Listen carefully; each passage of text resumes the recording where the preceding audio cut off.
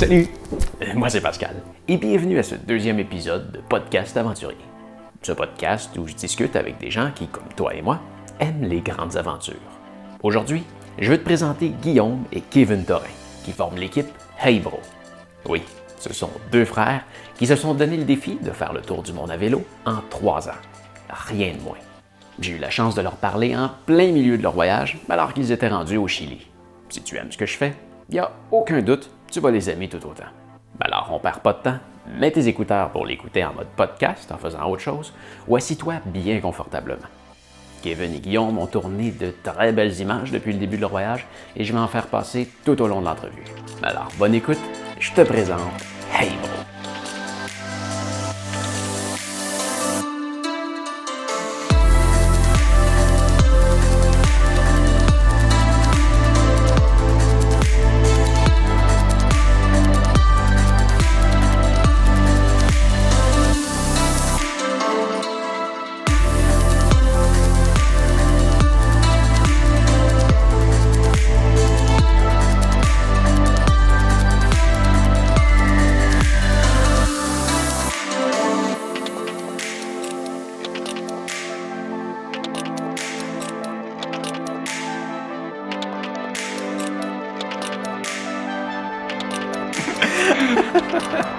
Ah, mais c'est génial de vous avoir. Carrément, c'est un plaisir. Et puis bravo pour tes contenus fort intéressants et à mon avis fort utiles pour le monde des cyclos. Ben, merci beaucoup. Puis je vous contacte justement, dans le fond, je vous ai découvert avec votre commentaire que vous avez laissé sur une de mes vidéos. J'ai tout de suite vu votre icône avec Tour du monde à vélo, fait que j'ai été voir ça tout de suite. Puis je suis tombé en amour avec ce que vous faites, c'est vraiment génial. Ah ben tant mieux, merci. Là, j'ai vu, vous êtes rendu à 10 vidéos. Vous faites des documentaires un peu rapides sur tout ce que vous faites. Puis là, je réalise que ça fait à peu près 1 an que vous êtes parti. Ça fait 1 an hier. 1 an hier, ah oui! Ouais! Tout tourne à pic quand tu nous appelles au moment des 1 an. Vous avez fêté ça? Ouais, mais bien sûr, forcément, on est obligé. Là, vous êtes rendu sur le bord de l'Argentine, du Chili? Là, on est au Chili, ouais. Au Chili. Vous venez de traverser la frontière dernièrement? Ouais, il y a quelques... 2 semaines, non? 2 semaines. C'est génial. Fraîchement arrivé. Pas de frontières particulières, hein. J'ai vu sur tes vidéos que toi tu parles de frontières spécifiques. Oui. Non, nous elle était toute simple. Vous allez sûrement croiser. Peut-être, je sais pas quand, mais ouais, peut-être. Parlant de frontières, comment est-ce qu'on fait pour se préparer avec un voyage comme ça? Il y a autant de frontières à traverser, j'imagine qu'il y en a que ça prend des visas. Et effectivement, on n'a pas eu... En amont, ce qui est assez étrange, c'est que quand on a préparé nos passeports, en France, on a préparé des passeports grand voyageurs avec un petit peu plus de pages pour éviter de devoir refaire des formalités administratives en plein voyage et de repayer un passeport. Ça nous coûte 90 €, je crois, ou presque 90. On s'était dit, c'est fou le nombre de frontières à passer, les visas, ça prend une page entière. Enfin, on s'était fait tout un scénario là-dessus et au final, on se rend compte qu'il n'y a pas énormément de pays avec des visas. On a eu, le seul pour le moment qu'on a fait, c'est la Mauritanie, qui nous a coûté 50 €, 45-50 €. Mais si vous faites la demande avant? Non, c'est pas... non, enfin, on aurait pu la faire avant, mais en s'enseignant, quand on était au Maroc, on s'enseignait pour aller du coup en Mauritanie. Ouais. On nous a dit pas besoin d'aller faire les formalités en amont, et heureusement, parce qu'il aurait fallu fournir une date d'arrivée à la frontière. On nous a dit, vous pouvez aller directement à la frontière, et vous faites les formalités là-bas. Et c'est ce qui s'est passé. OK. Donc, dans les pays que vous allez traverser, il n'y a pas de frontières qui demandent à avoir un visa au préalable? Pour l'instant, non, on n'a pas rencontré le cas, mais maintenant, on fait vraiment au cas par cas, parce que les lois, elles changent. Il y a le e-visa qui va arriver pour une partie de l'Asie. Pour une partie de l'Asie. Donc ça, on verra quand on sera à 2-3 pays avant. On regardera ce qu'il faut faire pour pas être bloqué. Mais ça change. C'est vrai qu'on avait tout préparé en amont. On a un tableau Excel avec tous les pays, ceux qui ont des visas, pas de visa. Puis au final, vaut mieux faire au fur et à mesure. Puis ça dépend aussi de l'endroit où tu veux passer d'un pays à l'autre. OK. Donc à date, aucun pépin à passer les frontières. Non, en plus, je crois que les frontières terrestres sont quand même beaucoup plus faciles à passer que les frontières par l'avion, ouais, c'est clair. C'est plus compliqué, il y a plus de contrôle. Vraiment, il y a des pays où t'as l'impression que tu vas te faire déshabiller le vélo, puis en fait, non, les gens sont super sympas, et puis des voyageurs à vélo, c'est pas tous les jours. Donc, ils nous regardent un peu, les formalités, et puis c'est parti, on part. Des fois, c'est un peu plus long. On a eu le cas au Sénégal. Ouais. Où je pense qu'il s'attendait à avoir un petit backfish. Dans le passeport, il n'y avait rien, tu vois, il n'y avait pas de billet, donc il était un peu déçu. Et du coup, il a que le mien, il m'a fait vider tout le vélo, toutes les sacoches. Donc bon, c'est rien de dramatique en soi, mais c'est toujours du temps qui sert à rien en plus. Parce que on n'a rien à cacher. Ouais, on n'a rien à cacher. Plus, quoi. Et j'ai oublié de vous présenter.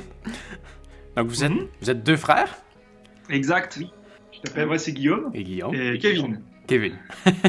J'avais peur de vous inverser. Et en plus, on a un moyen mémotechnique. Guillaume, c'est un prénom à rallonge, il a une grande barbe. Et moi, du coup, c'est simple. Alors, là, vous avez déjà plusieurs pays de traverser.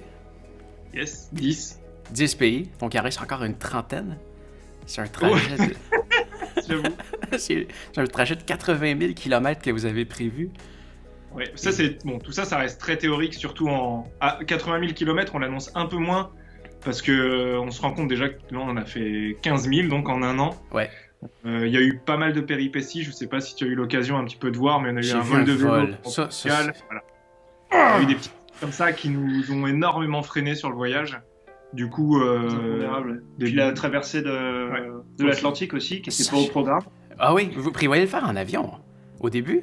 Au début, oui, on était on n'a aucune connaissance dans le milieu maritime, mais zéro de chez zéro. Et on s'était dit, puisque là on a un peu de temps, on va essayer de le faire envoyer. Ça nous coûte rien de demander.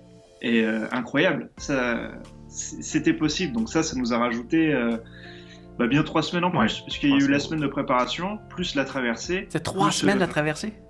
Non, 2 semaines de traversée, mais une fois que le capitaine a dit ok c'est bon on part, il nous a fallu quelques jours le temps. Lui, il voulait partir à un créneau bien spécifique de Dakar, parce qu'il fallait que le temps soit favorable. Et puis on l'a aidé aussi à préparer son bateau. Nous, il a fallu conditionner le matériel. Donc ça aussi, ça a un peu retardé. Moi, je l'ai vécu en 5 minutes avec votre vidéo, 2 semaines sur... T'as eu le de mer ou pas? Non, moi, ça vient d'été. Mais 2 semaines sur la mer, comment ça se passe? Est-ce qu'il y a des moments qu'on s'ennuie un peu? Parce que le paysage, c'est du pareil au même, non? Je pense qu'il y a 2 expériences. Il y a celle de Guillaume qui était très souvent malade. Oui. Parce que comme on n'a pas d'expérience particulière, on savait pas spécialement si on avait le mal de mer. Et c'est qu'au bout de quelques heures de navigation que tu te rends compte que t'as un petit mal de mer. Et il faut savoir que c'est très courant d'avoir le mal de mer pendant 3 jours. C'est ce qui m'est arrivé. Okay. Et après, t'as plus rien. Ah oui. T'as la pêche. Donc du coup, il y a 2 expériences différentes. Moi, j'étais un petit peu plus impliqué sur la maintenance du bateau, la navigation. Enfin, j'essayais d'aider au maximum le capitaine, et surtout d'ailleurs en faisant la cuisine, en rangeant un petit peu et en aménageant le bateau. Et Guillaume, c'était un petit peu plus... J'ai déjà failli survivre. T'as failli quoi? Fallait survivre, fallait essayer d'être en forme, parce que dès que je me suis aperçu que j'avais le mal de mer, là, c'était embêtant, parce qu'on pouvait... Enfin, le capitaine, lui, il a jamais eu le mal de mer, donc il pouvait pas m'aider plus que ça. Ouais. Puis, et moi, c'était une nouvelle expérience, donc allez, on avait quelques médicaments avec nous, donc ça allait mieux vers la fin. Heureusement, c'était bien renseigné auparavant sur que faire contre le mal de mer. Okay. Ça m'a vraiment aidé pour que ça aille bien. Et puis on a quand même fait 15 jours de navigation, donc 15 jours malade. On le regrette, hein? Ouais, faut le tenir. Puis en plus, comme tu disais, c'est vrai que c'est ennuyeux. Et c'est pas que c'est ennuyeux, mais on voit tout le temps le même paysage. Ouais. Et c'était surtout au début que c'était compliqué. Enfin, dans notre tête, c'est comme on avait tous les jours cette habitude de voir beaucoup de paysages, de beaucoup bouger, ça dans la tête ça continue, ça va toujours aussi vite, Ouais. alors qu'il faut juste tout arrêter, quoi. C'est bon, bah voilà, on est au milieu de l'océan, on va voir tout le temps le même paysage. Et du coup, c'est assez marrant psychologiquement dans la tête comment ça se passe. Faut s'habituer à cette lenteur, cette monotonie, à ce paysage qui est tout le temps le même. Ouais. Faut le vivre, faut vraiment le vivre pour se rendre compte qu'au bout d'un moment, et c'est très juste, c'est que tous les jours nous on faisait quelque chose. On était dans un élan, en plus un bon élan sportif, et tout d'un coup tout s'arrête. C'est-à-dire que le corps, il doit se passer 1000 choses, je pense, mais le corps il a envie de bouger. Et c'est pas sur un bateau qui fait à peine un petit peu plus de 10 mètres que tu vas beaucoup bouger. Et du coup, les premiers jours, c'était dur de se dire « ça va être comme ça pendant 15 jours ». Enfin, c'était à la fois super et à la fois très épuisant psychologiquement, quoi. C'était impossible. On avait hâte d'arriver dès le début. Puis après, une fois que tu prends l'habitude, t'es content, tu prends tes marques. Tu savoures. Et tu savoures, parce que ça reste quand même extraordinaire. On s'était déjà dit ça sur le bateau, t'as le Sahara, c'est un désert de sable, c'est un peu le Sahara, mais un désert d'eau, t'as que de l'eau tout le temps, avec plus ou moins les mêmes mouvements de bateau, les bruits du bateau, enfin il y a c'est quand même une aventure folle, quoi. Moi, j'ai remarqué, après plusieurs jours de vélo, le plus long que j'ai fait, c'est 6 semaines, j'avais fait le Japon en vélo. Puis, je l'ai traversé du sud au nord au complet. Puis j'ai remarqué les journées où j'arrêtais de faire du vélo, là, ça faisait faire une semaine ou deux que je faisais que du vélo, que mes jambes, j'avais de la difficulté à marcher. Ah oui, exact, ouais.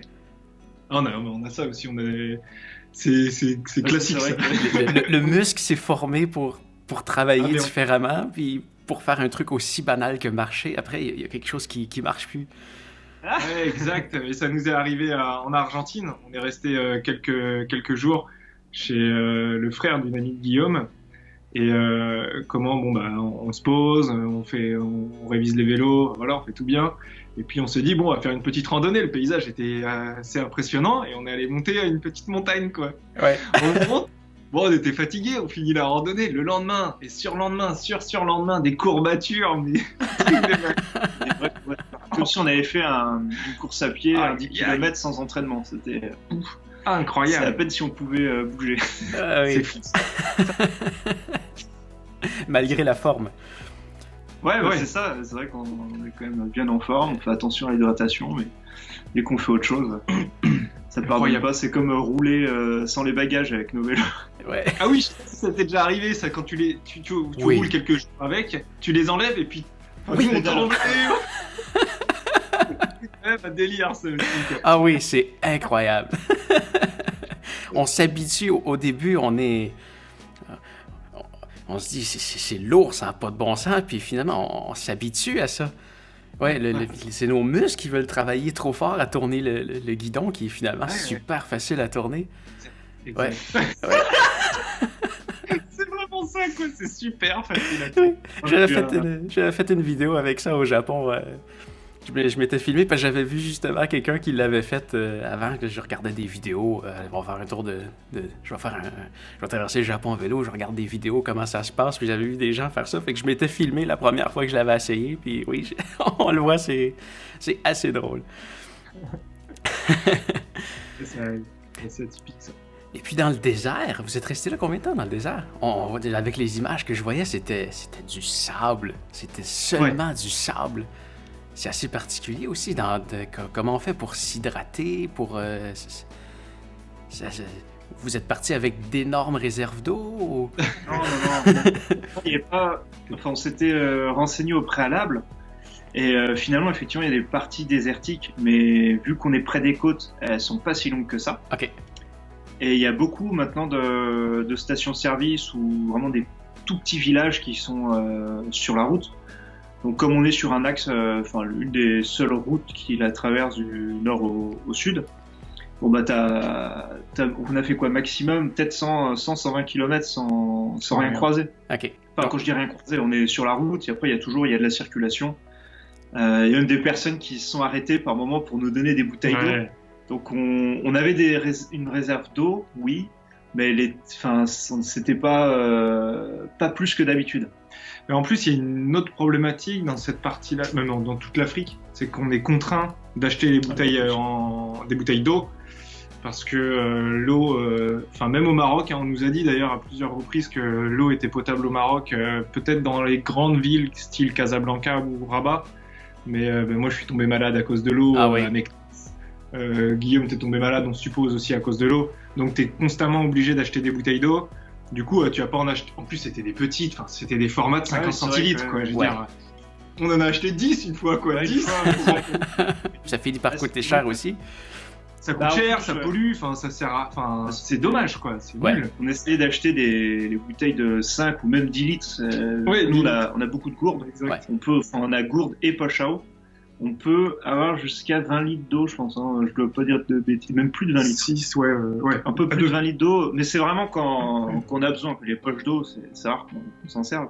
Ouais. Et là, on essayait d'acheter des bouteilles de 5-10 litres pour remplir toutes nos gourdes, et puis hop.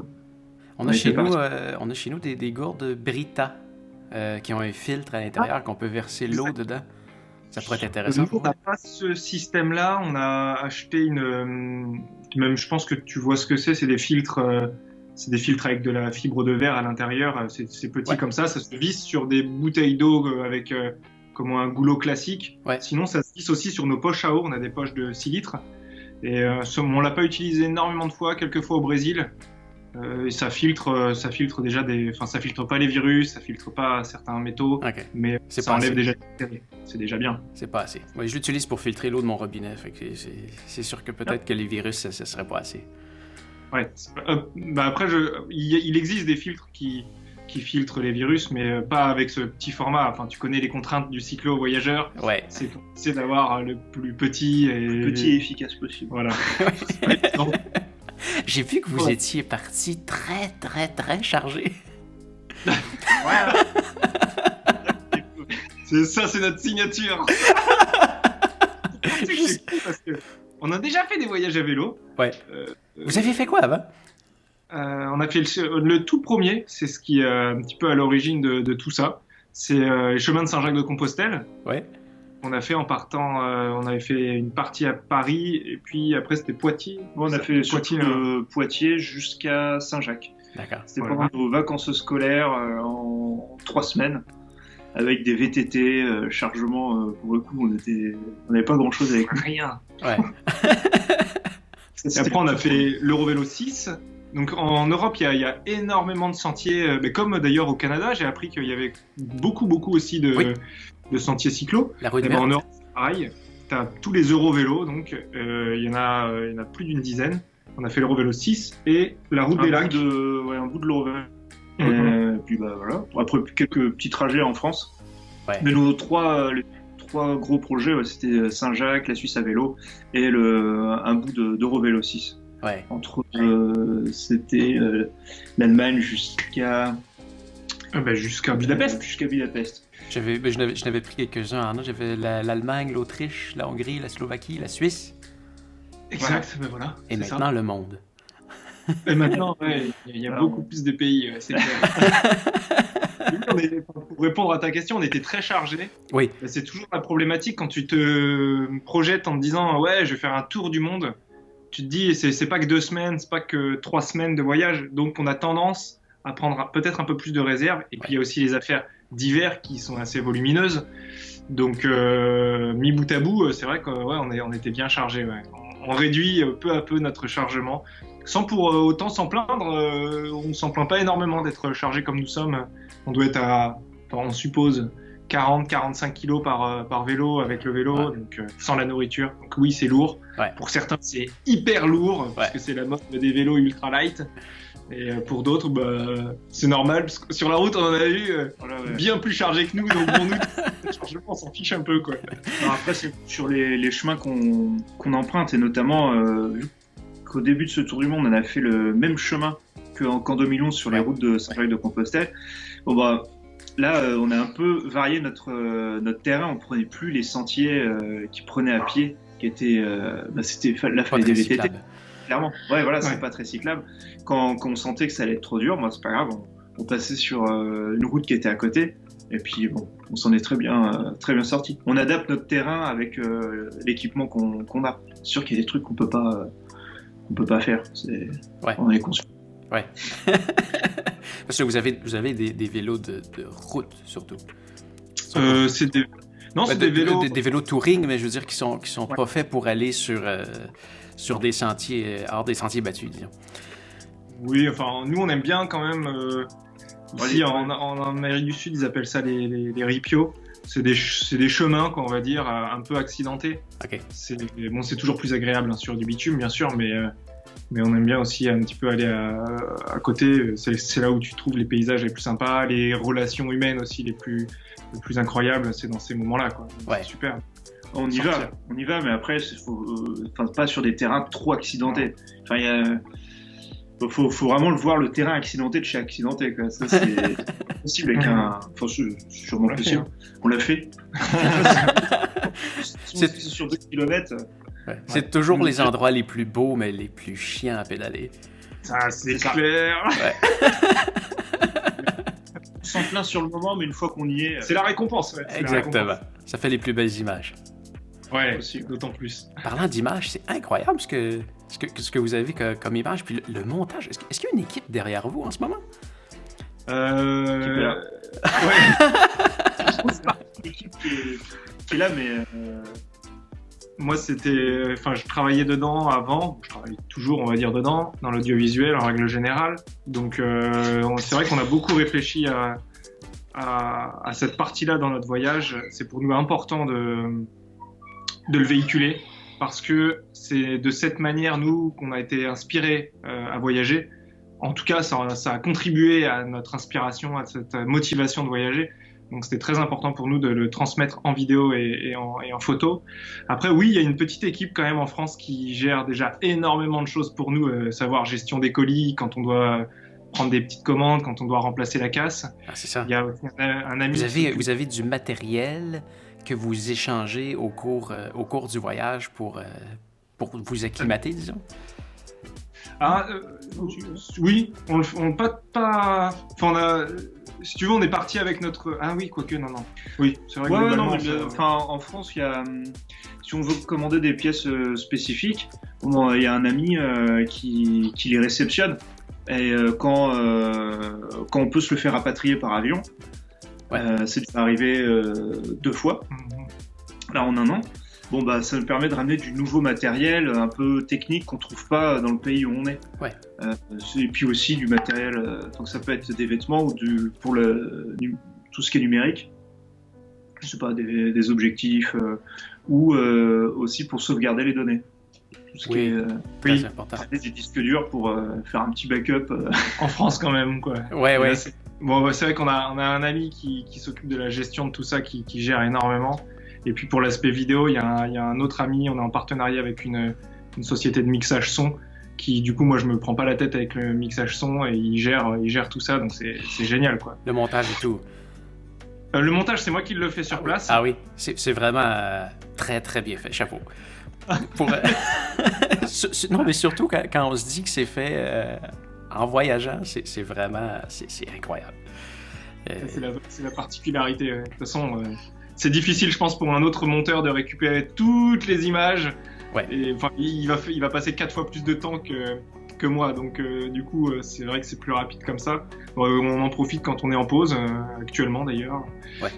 On profite pour faire tout. Vous prenez des petites vacances.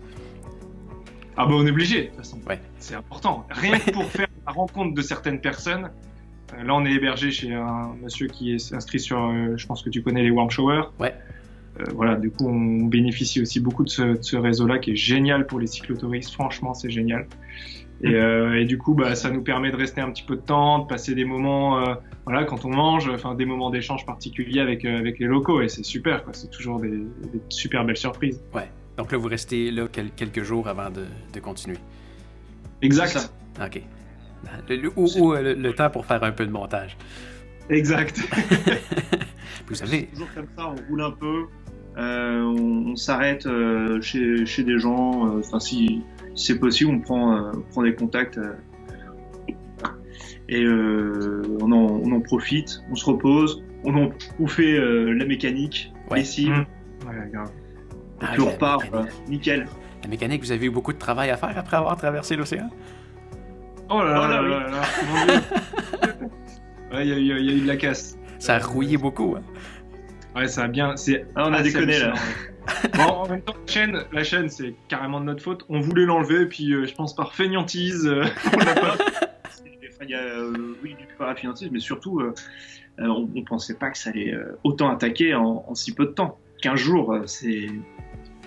On pensait pas que ça attaquait autant. C'est le sel. Le sel, ouais, ça. Incroyable. Mais c'est autant les vélos que certaines pièces en métal qui étaient dans le bateau. Enfin, vu que l'air marin, du coup, est partout. Ouais. Franchement, c'est incroyable. Ça a tout bouffé. Donc, on essayait de ranger au maximum, camoufler au maximum. Mais non, ça bouffe. Hein, c'est incroyable. On a eu un peu de casse à ce niveau-là. Ouais. J'en revenais pas quand je voyais la chaîne. C'était dégueulasse. La chaîne, elle sert plus à rien. On a essayé de la rattraper. Hein, on nous a donné on a mis ça dans de l'essence pendant 2 jours. Et puis j'ai essayé de la retrouver, mais allez hop, à jeter. Alors on a arraché dans la foulée. Alors le côté mécanique, c'est surtout toi, Guillaume. Ouais, c'est sûr. Pas spécialement. Il disait c'est surtout toi la mécanique. Ah ouais, non. Non, c'est tous les deux. Ok. Non, quand on a arrêté. Après, on n'a pas eu trop de. Enfin, vu qu'on prend soin des vélos régulièrement, on n'a pas de grosses casses. Donc, non, chacun prend soin de son vélo. C'est comme ça, ouais. Puis, d'ailleurs, vaut mieux parce que sinon, il faut un stand. Faut un stand plus long. Atelier. Ouais, faut un atelier vélo. On n'a pas beaucoup d'outils, donc on va voir des magasins qui nous filent un coup de main, qu'on a des petites réparations à faire, de la maintenance. Ouais.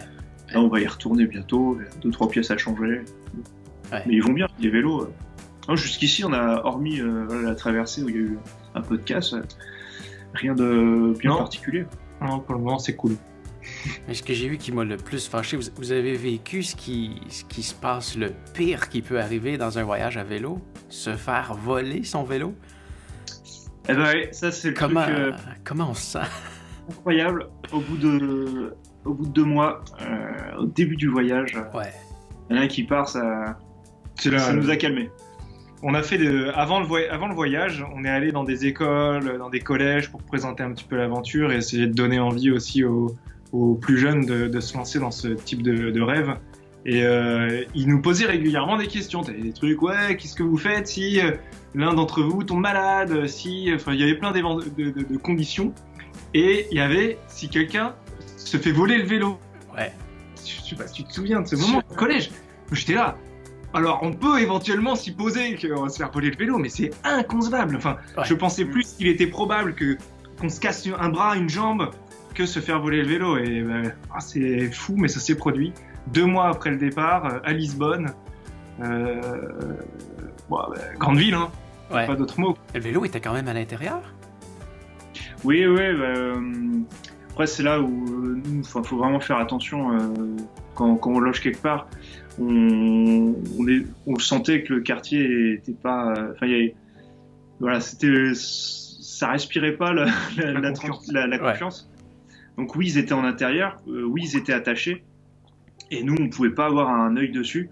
Donc on a fait confiance. Ouais. On a demandé aussi au propriétaire de l'auberge si c'était safe. Pour lui, il n'y avait pas de problème. Il nous recommandait même de laisser les vélos dehors. Et, c'est vrai qu'en plus, il nous disait ça au début, mais nous, c'était hors de question. Et on a pris pas mal de précautions, mais ça n'a pas suffi. Ouais. C'est un des trucs les plus difficiles à vélo.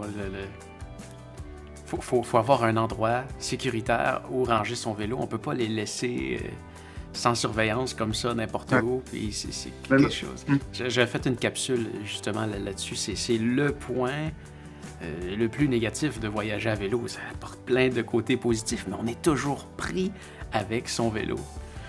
Maintenant, ça va, parce qu'effectivement, même après qu'on a récupéré un nouveau vélo, donc on est reparti, on faisait... évidemment, on était un peu traumatisés par ce qui s'était passé, donc on faisait ultra attention. Mais maintenant, on le prépare en amont, parce qu'on on se renseigne, si on va chez quelqu'un, on lui demande s'il a un lieu plus ou moins sécurisé pour les vélos. Enfin, on prend plus de précautions en amont pour éviter de se retrouver dans une situation un peu délicate, à tel point que maintenant on s'en préoccupe même plus. On sait que on fait gaffe en amont, et puis il y a ça, et puis aussi en Amérique du Sud, il y a beaucoup d'espaces tranquilles. Donc, et puis c'est l'avantage aussi des warm showers quand on veut rester plusieurs jours dans une maison et qu'on utilise ce réseau-là, vu que c'est des cyclos, ou en général c'est quand même beaucoup de cyclos, ils ont toujours un espace ils savent un garage, et ça c'est vraiment jardin. Confortable. Comparé à Couchsurfing par exemple, où ça peut être des fois dans des logements qui sont pas forcément très adaptés pour les vélos, des immeubles, ou tout ce qui est immeuble. Là c'est génial, super. Moi je m'arrange toujours pour amener le vélo dans la chambre. Dans la chambre. Dans la chambre, ouais. Et toi, t'as passé un level. Tout le temps. Je peux être coincé dans la chambre. Au Japon, surtout, ils me disaient ouais, mais les chambres sont petites, là, tu pourras pas, c'est tout petit. Non, c'est pas grave. Je veux le vélo dans ma chambre. Ouais. Comme ça, je peux. Ça me permet de mieux dormir. Je pense qu'on comprend tous que c'est tellement plus réconfortant de savoir que le vélo il est là, tu peux le toucher, quoi, tu vois, je comprends. Ouais, ça m'était arrivé à Amsterdam, je m'étais informé avant, j'allais dormir dans une auberge, puis j'avais demandé est-ce que je peux rentrer le vélo dans la chambre, puis ils m'avaient dit oui. Puis quand je suis arrivé sur place, ils m'ont dit ah ben non, finalement tu peux pas. Dès qu'ils se sont tournés, je l'ai quand même rentré dans la chambre. Je l'ai serré en haut d'un armoire pour que ça dérange personne non plus en même temps. C'est une auberge, c'est un dortoir. Mais non, j'aurais pas réussi à dormir si mon vélo avait été dehors. Ça nous était arrivé ça en Mauritanie. Je crois que c'était le deuxième jour, la deuxième nuit qu'on allait passer en Mauritanie. Donc le problème, en Mauritanie, la spécificité, c'est que tu as un village tous les 50-60 km, quoi. Donc si tu loupes celui-là, vu qu'il n'y a qu'une auberge, tu as 60 km à te refaire. Nous, coucher de soleil, voilà, la nuit arrive et on s'arrête dans une auberge et on demande le prix parce que à nos têtes, ils voient qu'il y a moyen de se faire un petit peu plus d'argent que d'habitude. Le prix nous convient, il n'y a pas de problème. Et moi je lui dis je veux bien, mais je veux mettre le vélo dans la chambre. Et le monsieur, le responsable, je suppose, il me dit mais laisse ton vélo là, t'inquiète pas, aie confiance. Et je lui dis mais c'est même pas un problème de confiance, quoi. Je veux mettre le vélo dans la chambre, sinon clairement je viens pas. On dormira pas chez toi, quoi. Mais dans le fond je voulais quand même parce qu'on pouvait pas trop dormir. En tout cas c'était très. On ne nous recommandait pas de dormir à la Belle Étoile en Mauritanie. Et du coup, en forçant, il a fini par dire oui, il n'y a pas de problème. Tu sais.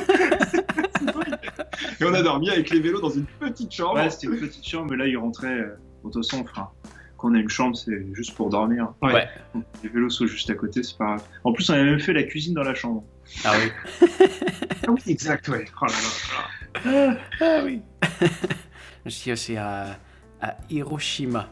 J'avais failli continuer parce que, au Japon, on peut quand même faire confiance, mais ça me rentre pas dans la tête de laisser mon vélo dehors. Il y a vraiment quelque chose au Japon. Au Japon, faut avoir des sandales pour marcher dans une pièce, puis d'autres sandales dans une autre. Il y a quand même quelque chose. Donc, de rentrer un vélo, ça peut aussi peut-être être mal vu.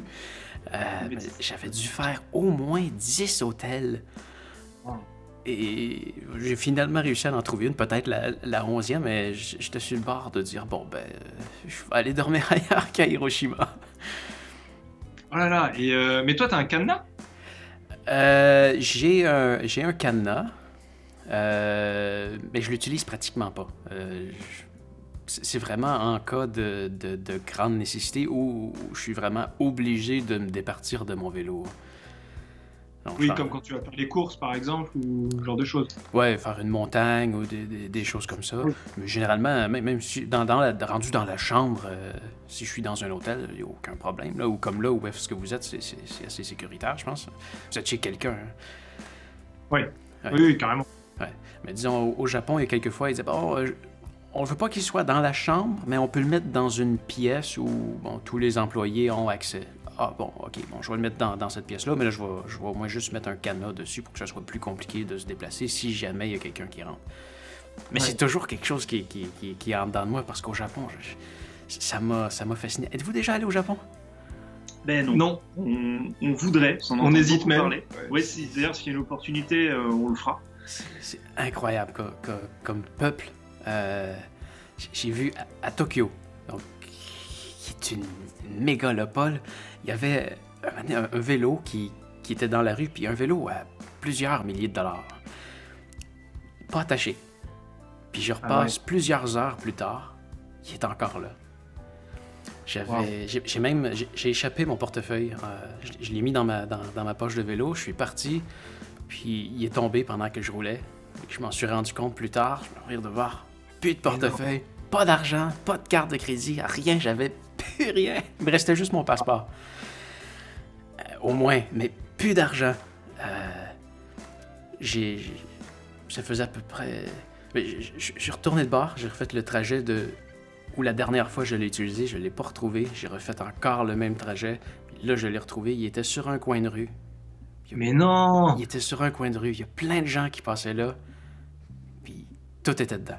Il restait là au moins une demi-heure. Purée! C'est quand même fou, quoi! Ouais. Non, c'est un peuple incroyable. Puis tout le monde veut aider, hein. Il n'y a pas personne au Japon à qui j'ai demandé une direction qui est pas venu me reconduire. Je suis même rentré dans un hôtel.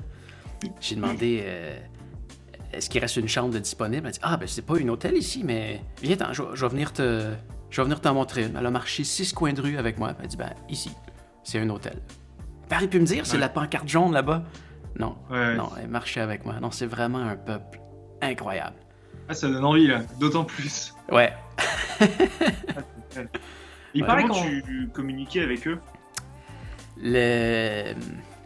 Sur le coup, je me suis dit, je vais parler anglais. Ouais.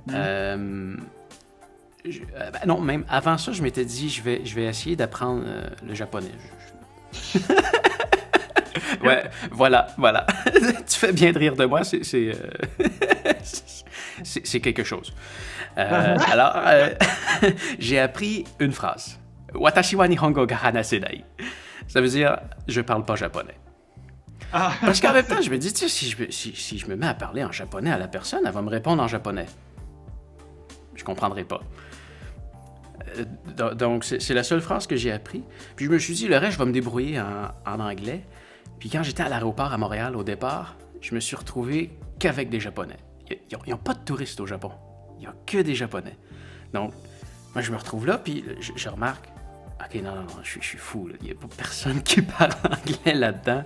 Il n'y a aucun moyen de communication. Puis finalement, une fois arrivé, il y a des gens qui parlent anglais, disons, dans les aéroports, dans les hôtels. Mais en dehors de ça, non. Non, ça parle uniquement japonais. Ça parle pas un mot anglais. Donc, c'est le langage des signes. Et les panneaux aussi. Ah ouais, langage des signes. Ouais. Circuler, tout ce qui est panneaux et compagnie. Panneaux sont affichés en japonais et avec nos lettres. Ah, quand même. Ouais. Donc, cool. donc Tokyo est marqué en japonais et c'est aussi marqué Tokyo. Heureusement. Non, c'est pas que tu y es, hein. Si tu t'égares, t'as fait Tokyo et puis tu t'es reparti un petit peu dans les terres ou... J'ai fait beaucoup de terres, j'ai fait surtout des terres parce que je suis vraiment parti de la pointe la plus au sud à la pointe la plus au nord. Donc le Japon, c'est des concentrations énormes de gens dans des grandes villes, mais le reste, c'est vide. C'est vide, c'est des tout petits villages. On voit beaucoup de maisons qui semblent abandonnées, qui ne le sont peut-être pas non plus. Dans ces endroits-là, les signes. Les gens, ils veulent aider, c'est ce qui est beau du Japon. C'est pas, on n'est pas capable de communiquer, on laisse faire. Non, ils veulent vraiment aider, fait qu'ils vont se forcer pour réussir à comprendre. Dans les restaurants, ça parle pas anglais non plus, mais ce qui est génial au Japon, c'est qu'ils ont des menus qui reproduisent en cire à l'extérieur des restaurants. Donc là, je peux dire au serveur, c'est ça que je veux manger. Ah oui, ok. Ouais. Oh là là, la gestuelle, quoi. Mon Dieu. On était bien obligés, quoi. Ah, on n'a pas le choix. On n'a pas le choix, mais c'était facile. C'était facile. Ils veulent tellement tout faire pour aider. Ouais. Ah, c'est bien, ça fait plaisir. J'imagine la gestuelle, vous devez l'utiliser aussi beaucoup. Vous parlez combien de langues? On en parle bien une, enfin plus ou moins bien une, le français. Ouais. Non, après, on se débrouille en anglais et en espagnol. Ouais. Ah, vous parlez espagnol aussi? Oui, on a des notions de l'école, donc faut réemmagasiner tout ça. Mais là, franchement, on n'arrive pas à avoir des conversations vraiment dans le fond, quoi. Mais on arrive très largement à se faire comprendre. Ouais. Et des fois, quand on va avoir des petites questions, je sais pas, sur la politique, sur l'économie, sur des petites choses des coutumes locales, ça va, on y arrive. Après, au Maroc, on a eu pas mal de cas quand même où ça parlait pas du tout français. Ouais. Et l'arabe, il y a Walou, tiens, pour le coup, on comprend vraiment rien. On doit connaître 10 mots quoi, en arabe.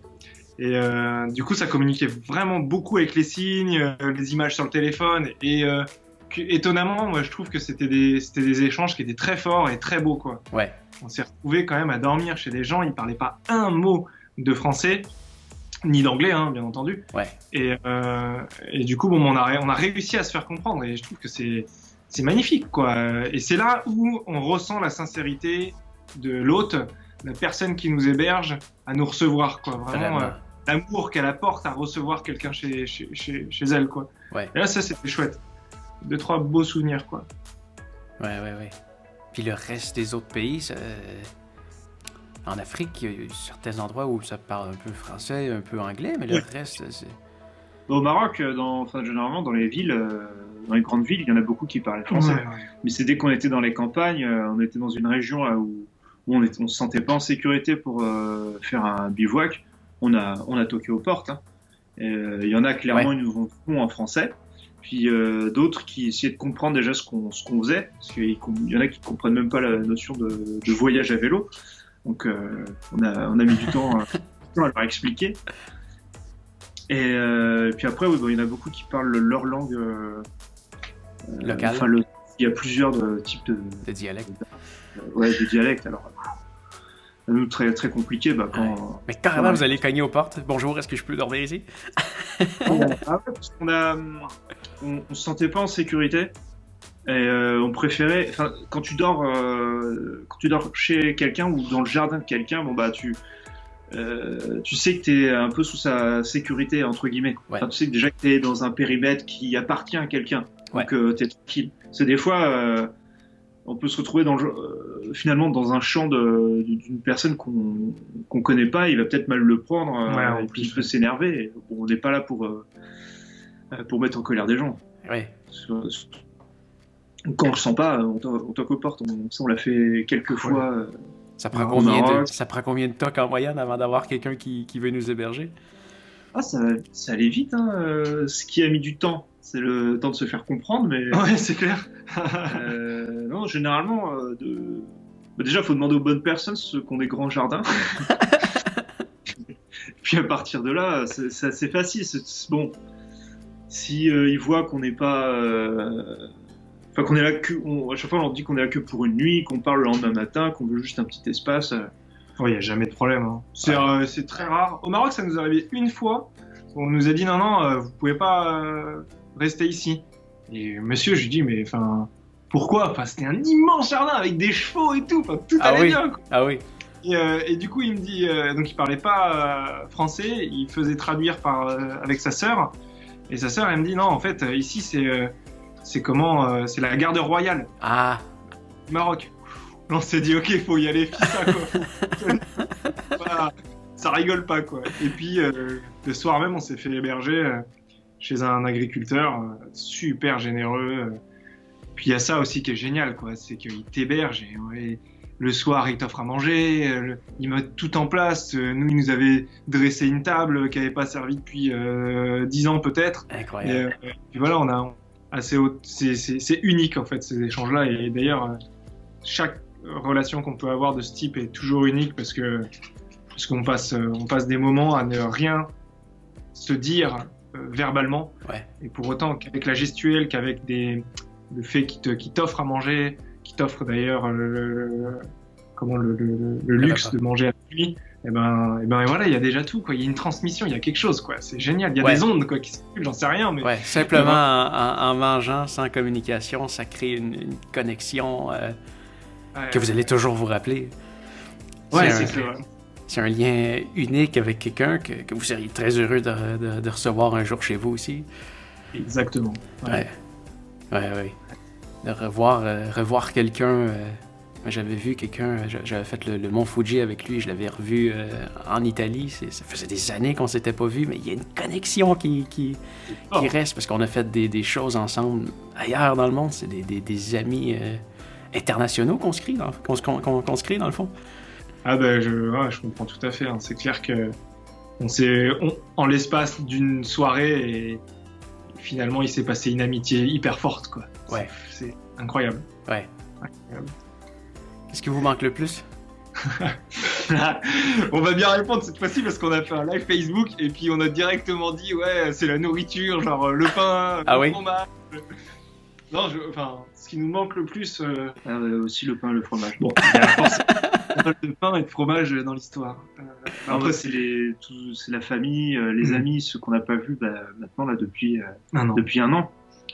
On a réussi à tous les appeler. Ouais. Un peu quand on avait du temps, mais bon, c'est sûr que ça manque. Hein. Il s'est passé un Noël, plein d'anniversaires où généralement ça rassemble famille, amis. Et là, à chaque fois on était dans un pays différent. Ouais. Donc ouais, ça manque beaucoup. Puis c'est surtout ça. Ouais, c'est surtout ça. Ouais. Après, heureusement, je pense que c'est la chance de vivre à cette époque-là. On vit avec Internet et du coup, regarde, on a l'occasion de converser par vidéo et c'est quand même une petite proximité, on va dire. Ouais. On se voit. C'est quand même des Français qui parlent à un Canadien à partir du Chili. Ouais. C'est quand même bon.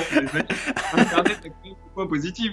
Oui, non, ça garde une belle connexion. Puis au moins, vous êtes deux quand même. C'est le côté solitude doit quand même un peu moins vous affecter. Ouais. Ça, c'est sûr que ça joue. Et puis là, il y a Denis qui nous a rejoint. Il y a deux autres. Denis, ça c'est qui ça, Denis? Denis, c'est un ami qui nous a rejoint au Brésil. Ok. Et depuis, on fait route ensemble. C'est un ami français. Et là, il y a deux amis qui vont nous rejoindre, dont une 10 mois. Ah oui. Donc, ouais, c'est chouette. C'est fort parce que c'est ce qu'on a vraiment voulu, c'est de partager notre aventure pour que ça puisse inspirer d'autres personnes. Après, il se trouve que certaines personnes inspirées sont des proches, donc ils viennent nous rejoindre sur plusieurs mois et ça, c'est finalement la concrétisation de l'objectif de notre aventure, quoi, quelque part.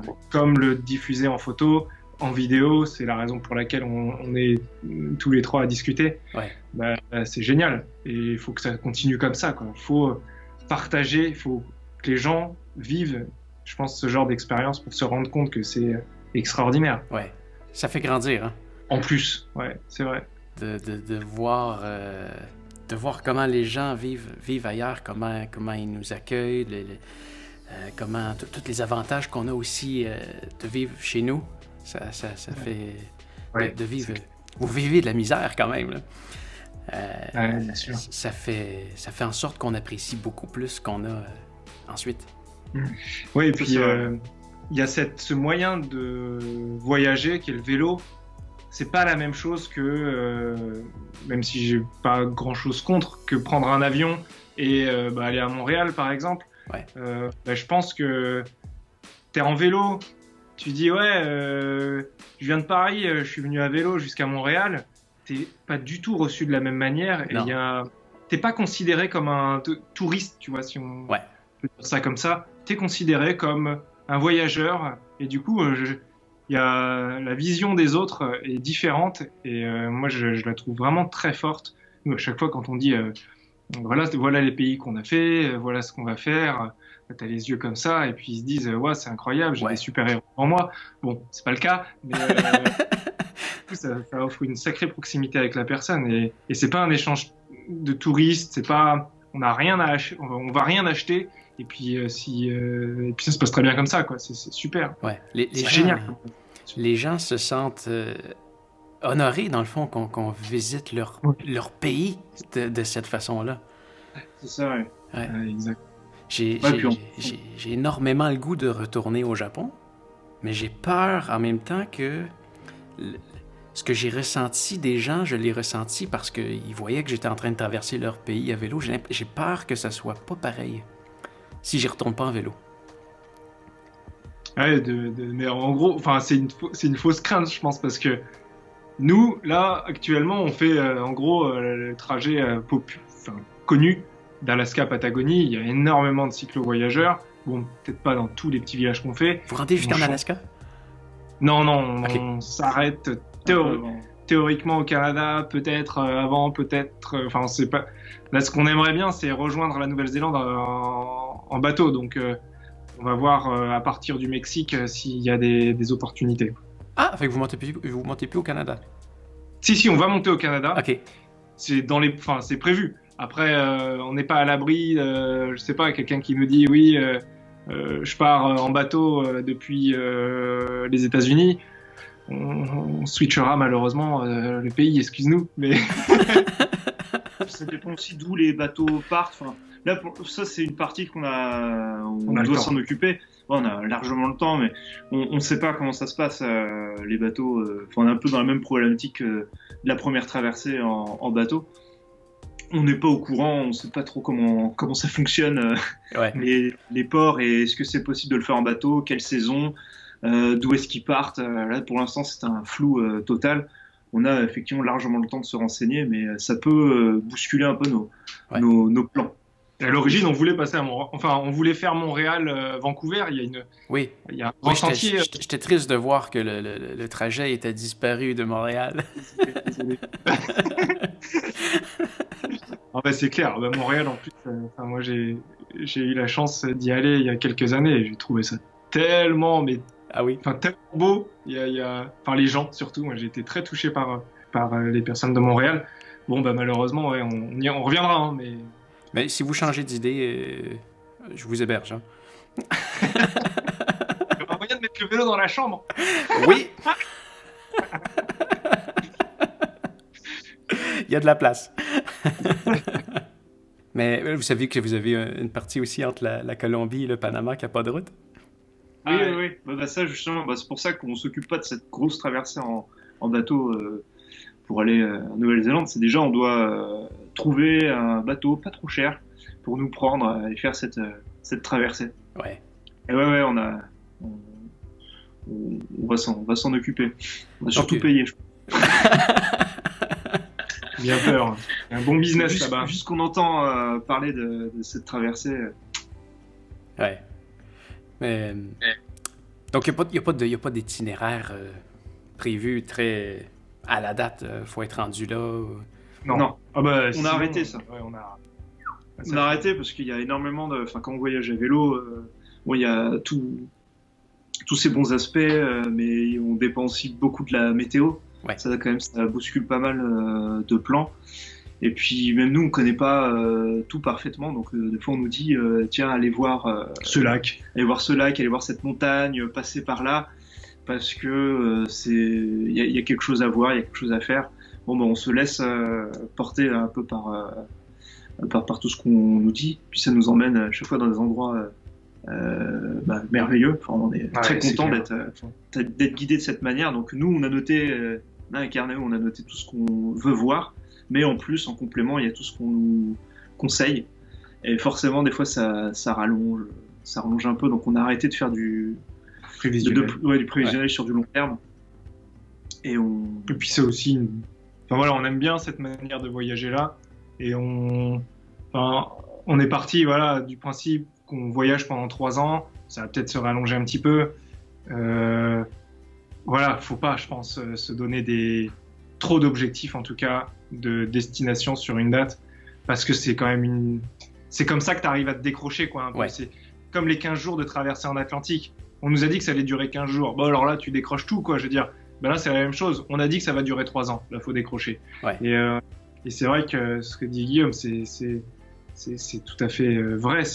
On se fait guider vraiment beaucoup par les gens. Et à chaque fois, c'est des sacrées surprises, quoi. Ouais. Donc on regarde aussi beaucoup, on met en parallèle avec des voyages d'autres cyclo-voyageurs. surtout dans cette partie-là en Amérique, là, il y en a énormément. Et puis voilà, bon, on regarde un petit peu ce qui leur fait un peu de recherche et puis en fonction, t'as ton tracé qui se dessine. Et je pense que ça devait être la même chose pour toi quand t'as fait le Japon. Tu dois regarder un petit peu peut-être ce qui s'est fait. Hein. Le Japon, oui. Le Japon, je l'avais prévu très à la trace. C'était mon premier voyage, le Japon. J'avais prévu, telle journée, je me rends jusque-là, je vais manger là, je vais aller voir ça, je vais dormir là. Puis je me suis rendu compte après 2 jours que c'est trop, c'est stupide. Il y en a qui le font. Parce qu'on peut fonctionner comme ça, mais il faut faut laisser des petits trous, des petits espaces un peu tranquilles pour justement que tu puisses tout faire. Ouais, il y en a qui voyagent comme ça et c'est super bien. C'est une autre organisation qui fonctionne aussi. Mais nous, notre premier voyage qu'on a fait, donc Saint-Jacques-de-Compostelle, on a fait 1500 km en 10 jours. Parce qu'on s'est dit, là, on va de telle auberge à telle auberge. Ouais. Et c'était à base de 130, 140 km par jour. Enfin, un truc, c'était génial. Hein. Ouais. Mais c'était trop. Et il suffisait d'une journée de pluie, au final, qu'on n'a pas eu, par chance, pour tout chambouler. Et quand tu as tout prévu et qu'il y a des imprévus comme ça, tu l'emmagasines pas de la même manière. Tu es là, il faut que je fasse vite pour le résoudre. Ouais. Alors que nous, on a le luxe de se dire, il pleut. Trop, ou il y a une tempête, on attend. C'est même pas, c'est pas un luxe, c'est surtout, ça serait dommage de rouler et de louper ce qu'on avait prévu à la base. Donc on réfléchit, est-ce qu'on va rouler sous la pluie ou est-ce qu'on ferait mieux de s'arrêter? Parce qu'après, faut aussi qu'on avance quand même. Donc on est dans parce qu'on dit 3 ans peut-être plus, mais faut aussi pour arriver au bout, faut quand même qu'on avance. Enfin, des fois, il y a un équilibre. Il y a un équilibre entre avancer, prendre son temps. C'est vraiment bien la façon dont vous le faites. On espère. Ceux que j'ai fait, c'est ça. J'avais l'impression de faire une course contre la montre. Il fallait que j'arrive à une ville ou à un village. À la fin de la journée. Parce que maintenant, c'est ce que je fais. Je prévois plus l'hôtel, mais je prévois la ville ou le village où je dois arriver. Ensuite, je vais voir, je trouve sur place où est-ce que je peux aller dormir, sans jamais faire de réservation. Mais oui, des fois, j'ai ce sentiment-là que j'aurais peut-être aimé ça, aller voir ça, mais j'ai pas 3 ans. J'ai, disons, 4 à 6 semaines. Puis c'est déjà super. Oui. Mais je pense que c'est dans la façon que je le planifie. Peut-être que des fois, je me dis que je devrais peut-être voir un pays, puis y aller librement à l'intérieur, plutôt que comme la dernière fois. Mais je le regrette pas. La dernière fois, j'ai fait les Pays-Bas, l'Allemagne, le Danemark, la Suède et la Norvège. J'ai pu voir 5 pays en 4 semaines. C'est un plus parce que j'ai pu voir plus de pays, plus de gens, plus de choses, mais en même temps, il y a peut-être certains endroits où j'aurais aimé arrêter puis en voir un peu plus.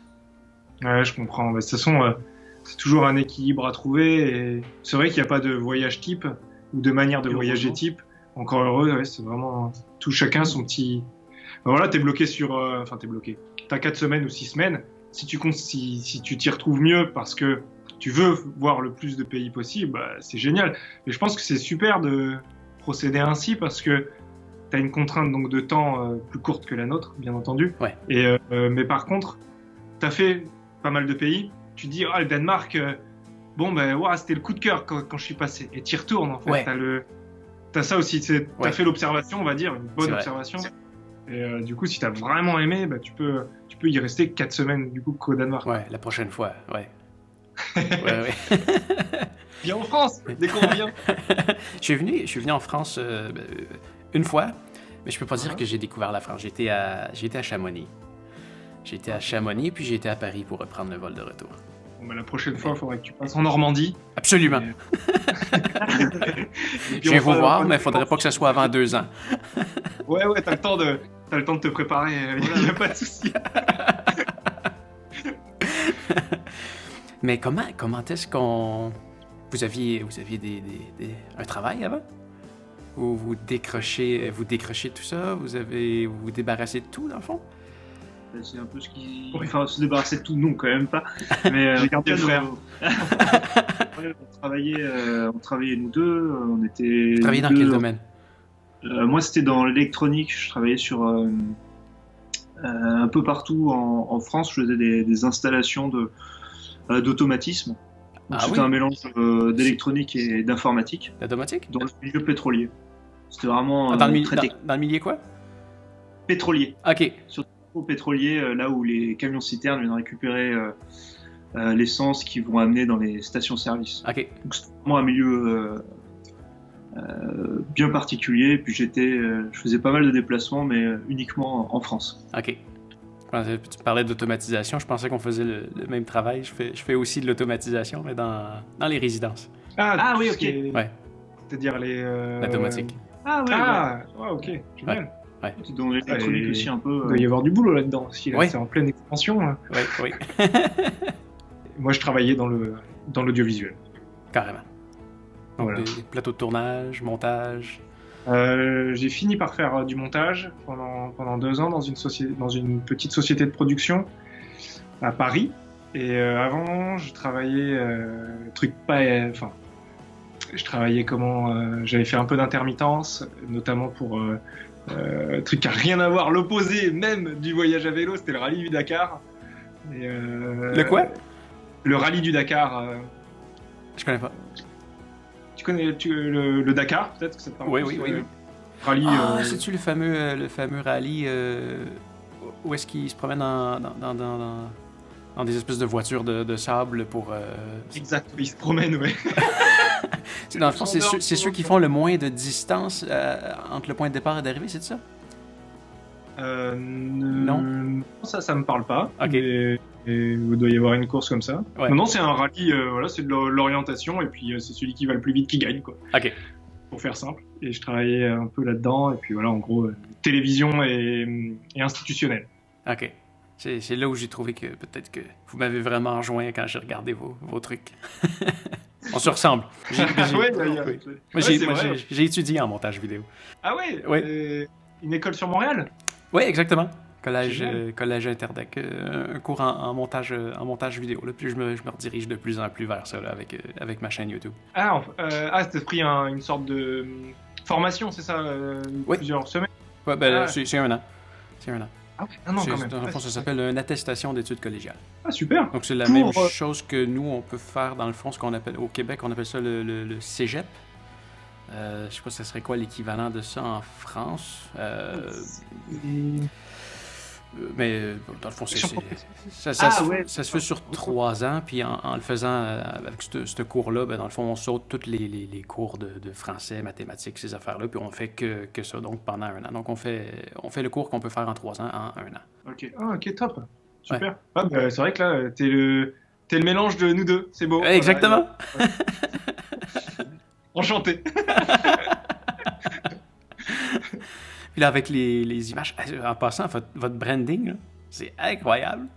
Votre logo partout sur vos chandails, même les manteaux, le vélo, le drapeau, l'animation des vidéos, je trouve ça vraiment bien fait. Ouais, il faut porter les valeurs de son projet à fond, donc c'est vrai qu'on en a mis un peu partout. Et je voyais même, quand vous êtes partis, tout le monde avait votre chandail. On le voit plus, mais il est là aussi. Complètement abîmé, quoi. Non, mais c'est un beau travail. Ah bah merci beaucoup. Et vous allez faire un documentaire avec ça après. Yes, exact. À la fin de tout ça, avec tous ces milliers d'heures de rush. C'est du coup, vu qu'on fait des épisodes par pays ou de manière mensuelle, c'est vrai que ça te fait beaucoup quand même beaucoup d'images. Et oui, l'idée après derrière, c'est de faire un documentaire sur la durée. Je sais pas trop encore, mais bon, au-delà de 52 minutes. Oui, j'espère. Parce que quand je voyais 52 minutes, je me disais c'est pas assez. Ça va prendre une saison. C'est la contrainte de la télé française. Il y aura peut-être deux versions en tout cas, une version longue et une version plus courte, quoi. Ouais. L'idée c'est de véhiculer tout ce qu'on dit là d'ailleurs, hein. Les rencontres, la manière dont certaines rencontres peuvent totalement te chambouler, aussi promouvoir le voyage à vélo, les cultures, toutes les cultures qu'on rencontre, qu'on croise. Il y a pas mal de points importants qui seront dans ce documentaire et ce sera l'aventure et en soulignant certains aspects comme les rencontres et le mode de transport. Ouais. Moi, j'espère en voir beaucoup plus sur YouTube, en tout cas. Ouais, c'est prévu. C'est bien prévu. Petite pression comme ça, là. On a vu la vidéo des 1 an ou pas? Je sais plus si... La vidéo des 1 an? Ouais, on a fait une vidéo là. Ça vient juste d'être publié? Ça a été diffusé hier, du coup, vu que c'était notre anniversaire. J'ai pas vu encore. Ben, je vais aller la voir. Tu vois, l'histoire de la petite cloche ou abonnez-vous, tu sais. Non, je vais aller voir ça aujourd'hui. Non, je vous jure. La pression. Puis le financement de ça, comment ça se passe? Vous avez mis de l'argent de côté, puis vous surveillez dessus? En première partie, oui, c'est ça, c'est des économies. Ça, c'est la manière la plus sûre d'avoir de l'argent. Ouais.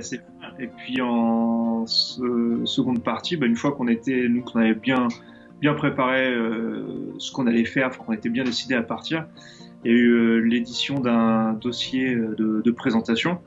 Puis on a la recherche de sponsors dans tous les domaines possibles, enfin, ceux qui étaient après intéressés par ce projet, qui voulaient porter avec nous ces valeurs. Et ça a bien marché. Ouais. Il y a beaucoup de sociétés qu'on connaissait qui sont derrière nous. Que ce soit pour le vélo. Donc on a un ami qui nous a aidé à fabriquer le vélo et puis nous a fait des rabais sur toutes les pièces. On a eu ça a été monté pour vous, dans le fond. C'est pas un vélo qui se retrouve sur le marché qu'on peut acheter comme ça. C'est du sur-mesure. Ouais, il y a toutes les pièces, ça a été préparé en amont, toutes les pièces qui étaient nécessaires que nous on voulait sur le vélo, et puis lui nous a aidé à l'assembler et puis à le personnaliser. Donc oui, c'est monté sur mesure. Super. C'est clair. Puis, oui, après il y a eu pas mal d'autres partenaires. Il y a notre papa qui est glacier, qui a fait aussi une glace, qui fait une glace en fonction des pays où nous sommes, des zones géographiques où nous sommes. Ah oui? Qui les vend dans sa glacerie. C'est en Normandie quand il passera. Okay. Et on a eu ça, c'était une grosse fierté avant le projet. On est en partenariat avec une brasserie. On dit micro-brasserie, je crois. Eux, ils ont quand même une bonne quantité un bon volume de bière. Et du coup, ils ont fait une bière à l'effigie du projet qui s'appelle la Hey Bro. Wow. 5000 ou 5000 bouteilles qui ont été vendues un petit peu partout aux alentours de Paris. Si bien que quand on est parti le 26 mai 2018, il y a une personne qui a vu en fait sur nos t-shirts Hey Bro, elle nous a arrêtés, elle nous a dit Hey Bro, mais comme la bière. Et voilà, on s'est retrouvés d'une bière en plein voyage. Ah, ça a été pas mal. Et du coup, ils nous ont aidés à nous équiper un petit peu. L'ordinateur qui est là nous a été prêté par cette brasserie O'Clock. Donc il y a eu pas mal de petites choses comme ça, de petits partenariats. Et le pain. Le pain. Oui, j'ai dit le boulangerie. Enfin, surtout deux amis qui ont fait un pain au nom. Enfin, il s'appelle le pain tandem. Voilà. Ah oui. Tu vois, c'est le pain de l'aventure qui vendent pour faire parler de nous tous les week-ends. Ouais. Et qui sont pas loin de là où on habitait. La ville aussi qu'on a quitté. Bois d'Arcy, eux, ils étaient à fond pendant nos préparatifs, c'était à fond derrière nous. Ils ont filé aussi un gros coup de main pour la communication. Ça, c'était énorme. Il y a eu du matériel audiovisuel, je pense à Cinéla, qui nous a préparé tu as tout le son. Attends, je vais te montrer ça. Donc ça fait partie de. Ça fait partie d'un sous qu'on n'a pas dépensé. Ouais, voilà, en fait, ça c'est la petite bonnette qui est faite sur mesure pour le projet. Ouais. Ah, Hey Bro, c'est marqué Hey Bro en arrière. Ouais. C'est vraiment partout. Vous me faites capoter. Et tu sais que c'est pas nous qui l'avons demandé, hein. Il nous l'a livré comme ça. C'est quand même. Wow. Et c'est vrai que tout ça, mis bout à bout, c'est d'énormes économies qu'on a fait sur le projet. La construction. Oui. Apparemment, il y a une construction. Et voilà.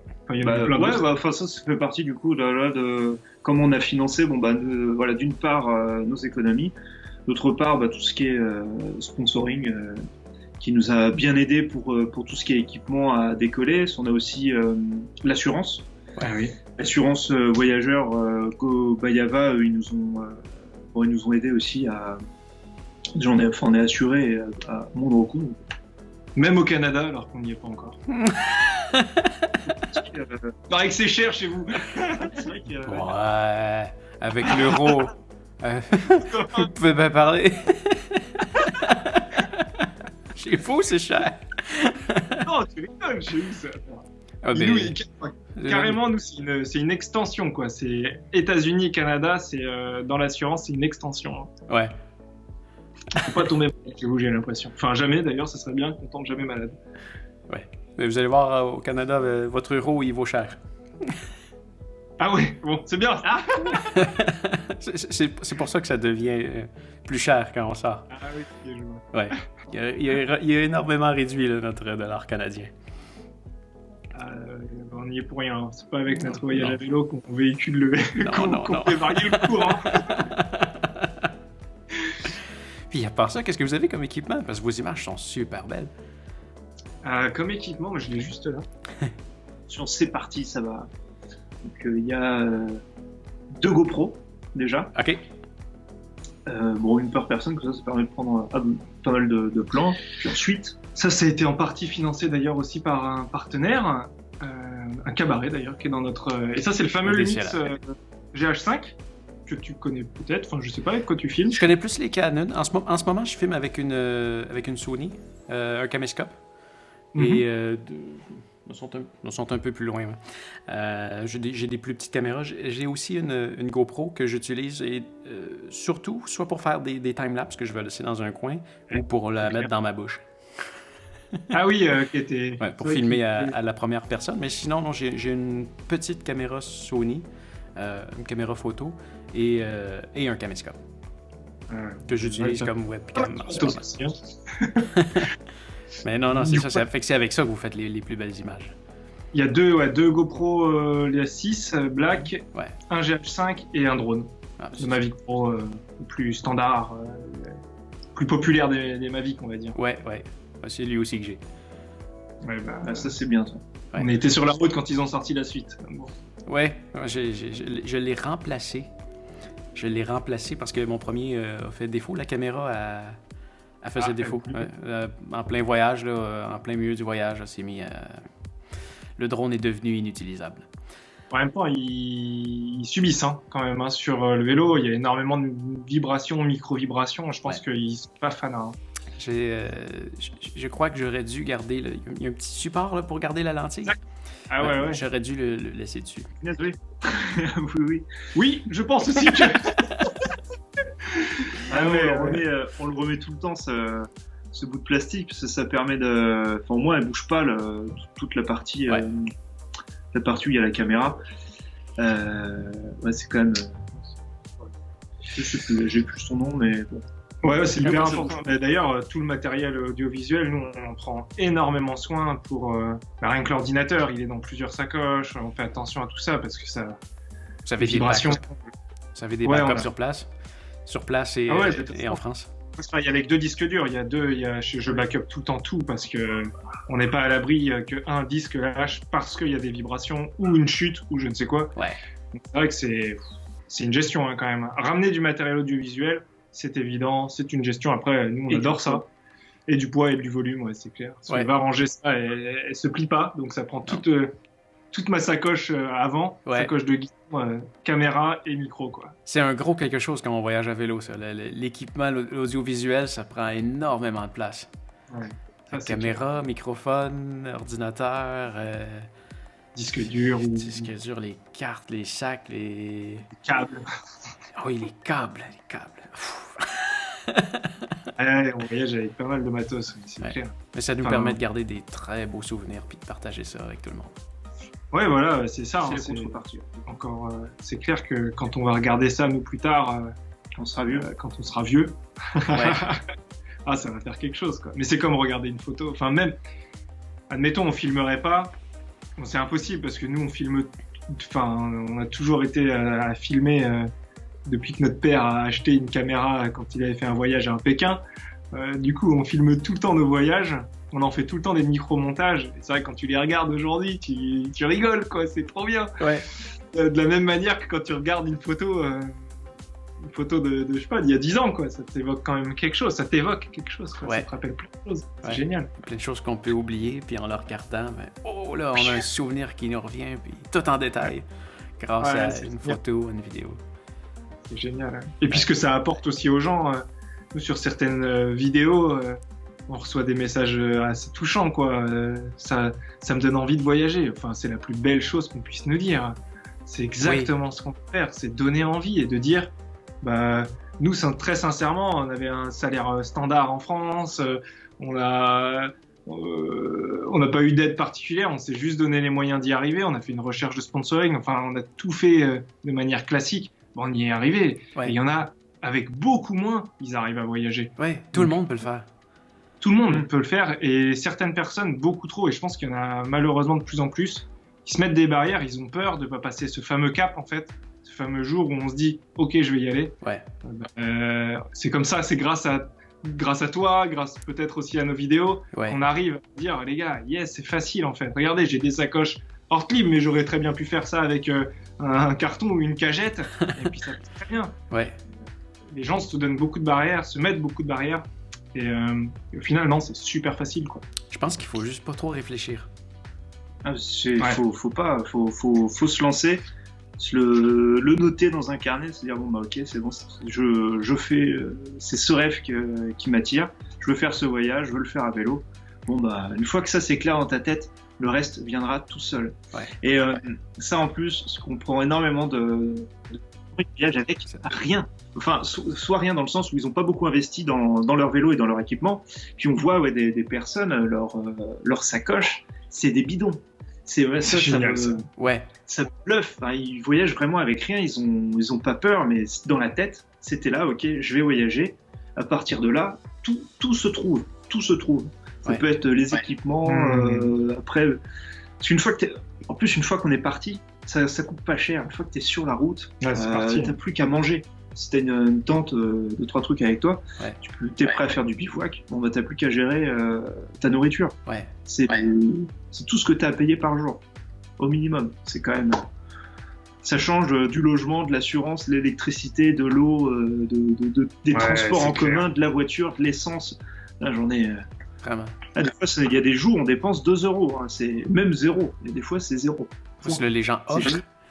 Il y a aussi l'échange qu'on a avec d'autres voyageurs ou quand on est chez des gens de Warm Shower. Oui, effectivement, des fois on partage les repas, donc en échange on fait on file des coups de main, c'est déjà arrivé. Ah oui. On est tombé dans une ONG qui recyclait du plastique. Okay. Donc le gars il nous a dit très bien, vous pouvez venir, vous logez chez nous et en échange vous donnez 3 heures de votre temps pour faire un peu de tri de plastique. Donc, on a une formation pour recycler du plastique et puis on s'est amusé à faire des murs avec des bouteilles compressées. Un gros compresseur, on mettait plein de plastique, tac, puis on faisait des bouts de mur comme ça. C'est même pas un travail, là, c'est juste une belle expérience dans le fond. C'est ça, il nous disait que c'est un travail, mais oui, ça s'est transformé en belle expérience. On était tout fou de faire ça. C'est un travail pour quelqu'un qui fait ça 40 heures par semaine, 52 semaines par année. Oui, ouais, c'est clair. C'était un échange de bons procédés, ça c'est super. Ouais, waouh. Et ça, mais du coup, tout ça, là, tout ce que vient de dire Guillaume, je pense que nous, on l'a découvert sur la route. On a vu ces gens avec peu, finalement, qui voyagent avec peu de choses. Et le fait de les filmer ou de les photographier, de dire, regardez comment il voyage, lui. Et en fait, ça peut, chez certaines personnes, se dire, waouh, ouais, c'est super simple, quoi. Ouais. Et, je rebondis là-dessus parce que je pense que c'est hyper, je considère que c'est très important de le partager. Parce que voilà, nous, on le voit, faut le partager. Parce que nous, ça nous impressionne. Faut que ça impressionne d'autres personnes à travers nos images, quoi. Ouais. Ça doit marcher parce que moi, ça m'a impressionné. Toi, tu voyages déjà, toi. Oui, mais... On échange, on en parle, on le prouve. Ouais, c'est ça, ouais. On le certifie. On le certifie, complètement. On est d'accord, faut en parler. C'est quoi le plus beau pays que vous avez vu à date? Bonne question. Beau pays. Wow, c'est... différence. Est-ce qu'on peut tricher et dire la plus belle partie du pays? Parce que des pays, ils ont tous une caractéristique, un charme. Ouais. C'est clair. Là, récemment, on a fait en Argentine la route des 7 lacs, qui était une vraie claque, pour le coup, à côté de la Cordillère. C'est montagneux? Enfin, oui, ouais, c'est montagneux, mais après, c'est pas une partie où tu grimpes beaucoup. Tu te balades dans la vallée, au milieu des montagnes, des lacs. Et c'est vrai que c'était extraordinaire, c'était super beau. On avait de la chance, ça a duré 3-4 jours. Il faisait beau tous les jours. Ouais. Wow. Il faisait froid, mais il faisait froid la nuit. Mais c'était vraiment extraordinaire. Il y avait peu de monde. Non, c'était un très très beau sentier. Et puis je pense que ce qui arrive avec le Salar de Uyuni, avec tout le nord de l'Argentine, ça va être aussi extraordinaire. Donc je pense parce que les pays ils sont tous beaux en soi, mais la partie qui nous a le plus séduit, c'est probablement la route des 7 lacs. Ouais. Le peuple qui vous a le plus impressionné? Moi je dirais le plus touché. J'ai beaucoup aimé le Maroc. Hein, c'est quand même. Le Maroc, c'est vrai qu'on a. Comme on a eu, on s'est dit voilà, on va être toqué aux portes. Tout ce qu'on disait tout à l'heure, ces rencontres, cette force, cet échange culturel, alors qu'on ne pouvait pas parler. C'était très fort, mais en même temps très authentique. Sans mots, ouais, authentique. Ça, ouais, on l'a ressenti. C'était très très beau, très très fort. Ah, oui. Et marocain. C'est fou parce que. Je pense que tu as le même écho. En tout cas, en France, on dit que c'est le pays de l'hospitalité, quoi.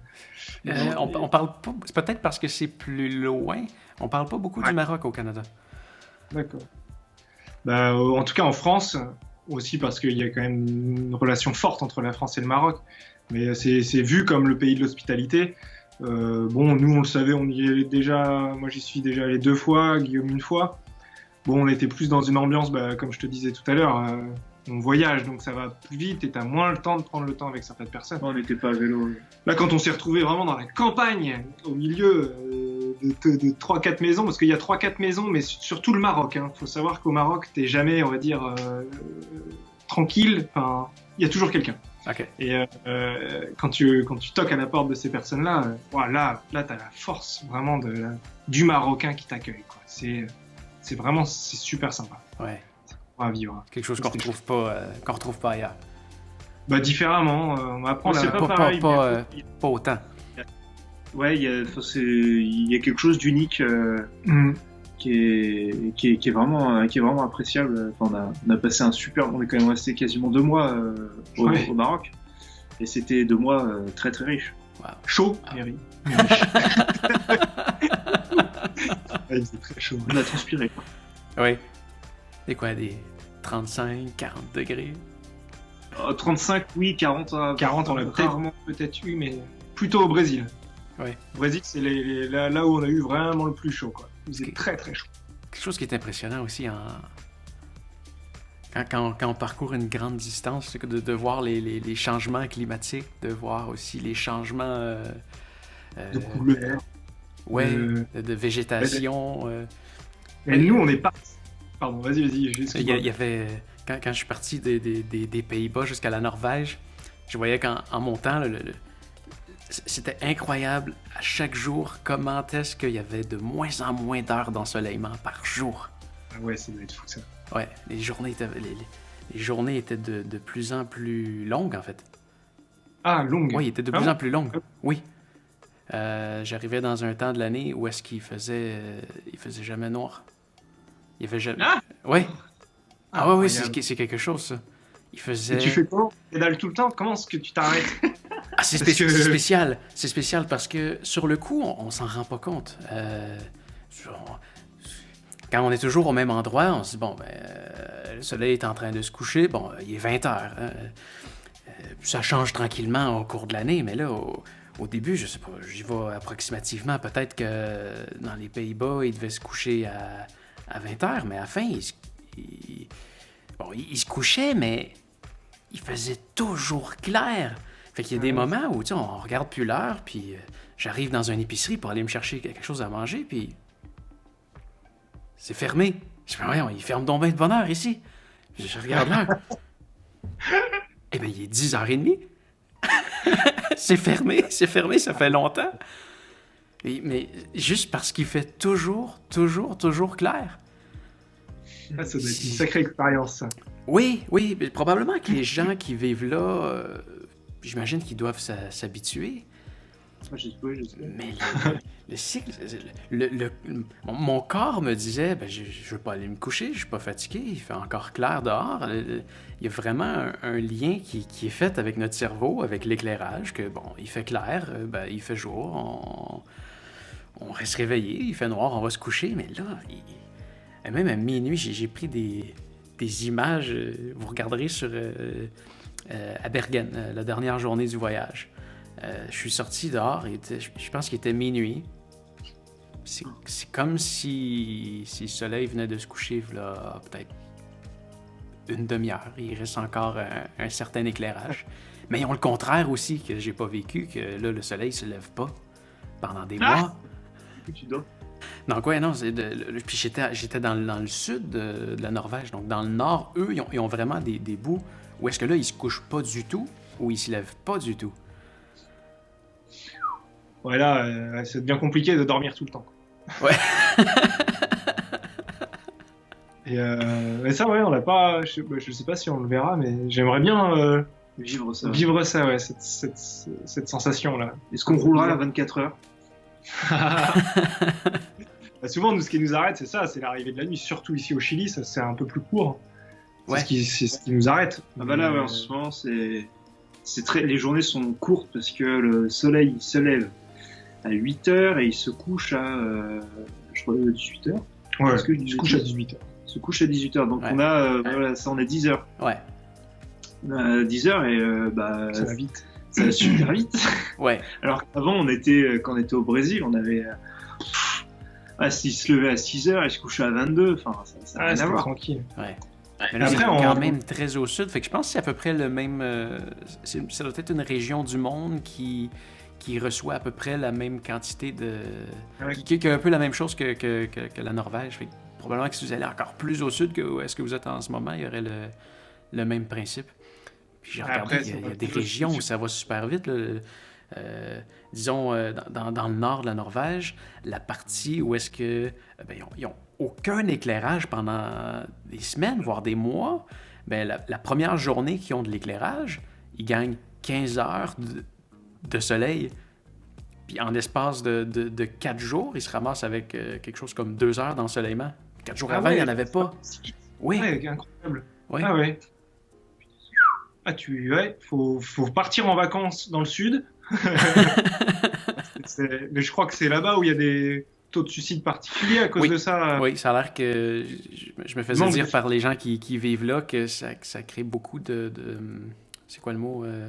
Dépression. Oui, des dépressions. Ouais, exact. Ouais, c'est sûr que ça doit être quelque chose. Après nous, en gros, c'est pas trop des changements. Enfin, si ça nous avait fait bizarre déjà de partir du Sahara où tout est jaune, t'arrives où tout est bleu, et t'arrives au Brésil où tout est vert. En l'espace de 3 semaines, ça a été un sacré choc. Surtout quand on est descendu du bateau pour arriver au Brésil, où c'est très loin d'être des pays riches. Du coup, le Brésil, quand t'arrives et que t'as quand même, tu sens qu'il y a beaucoup plus de couleurs, la végétation est totalement différente. Tu peux manger beaucoup plus de choses. Enfin, c'est vraiment, il y a plus d'argent, quoi. Et ça nous avait fait bizarre. Hein. Déjà, les voitures, toutes les voitures étaient propres. Là où on voyait des voitures en Mauritanie, mais complètement, mais on se demande comment ça roule. Ah, rien, quoi. C'était... il faut peu de choses pour qu'une voiture roule. C'est sûr que là-bas, il n'y a pas de gâchis. Hein. Ouais. Ça, c'est clair et net. Et c'est vrai que c'était un sacré choc à ce moment-là. Et là, depuis qu'on est arrivé au niveau de la route des 7 lacs, on commence à avoir nos premiers froids en dessous de 0, donc ça commence à cailler, quoi. Ouais. Ça faisait longtemps qu'on n'avait pas ça. Ça faisait très longtemps. La nuit. Ouais, la nuit, essentiellement. Ouais. Pour l'instant, c'est la nuit. Ouais. Ouais, fait qu'il faut se trouver un endroit plus chaud pour dormir. Ouais, là, on est bien ici. Ouais. Est-ce qu'il y a là, vous êtes dans des régions où est-ce que, disons, il peut y avoir des animaux, des insectes peut-être plus dangereux? Non, ici, non. Les animaux, Vous avez pas eu... Vous n'avez pas eu peur de quoi que ce soit encore? On a croisé des plus dangereux pour nous. On a vu énormément. Après, on a vu un petit scorpion une fois. Ok. C'était en Brésil ou Uruguay. Ouais.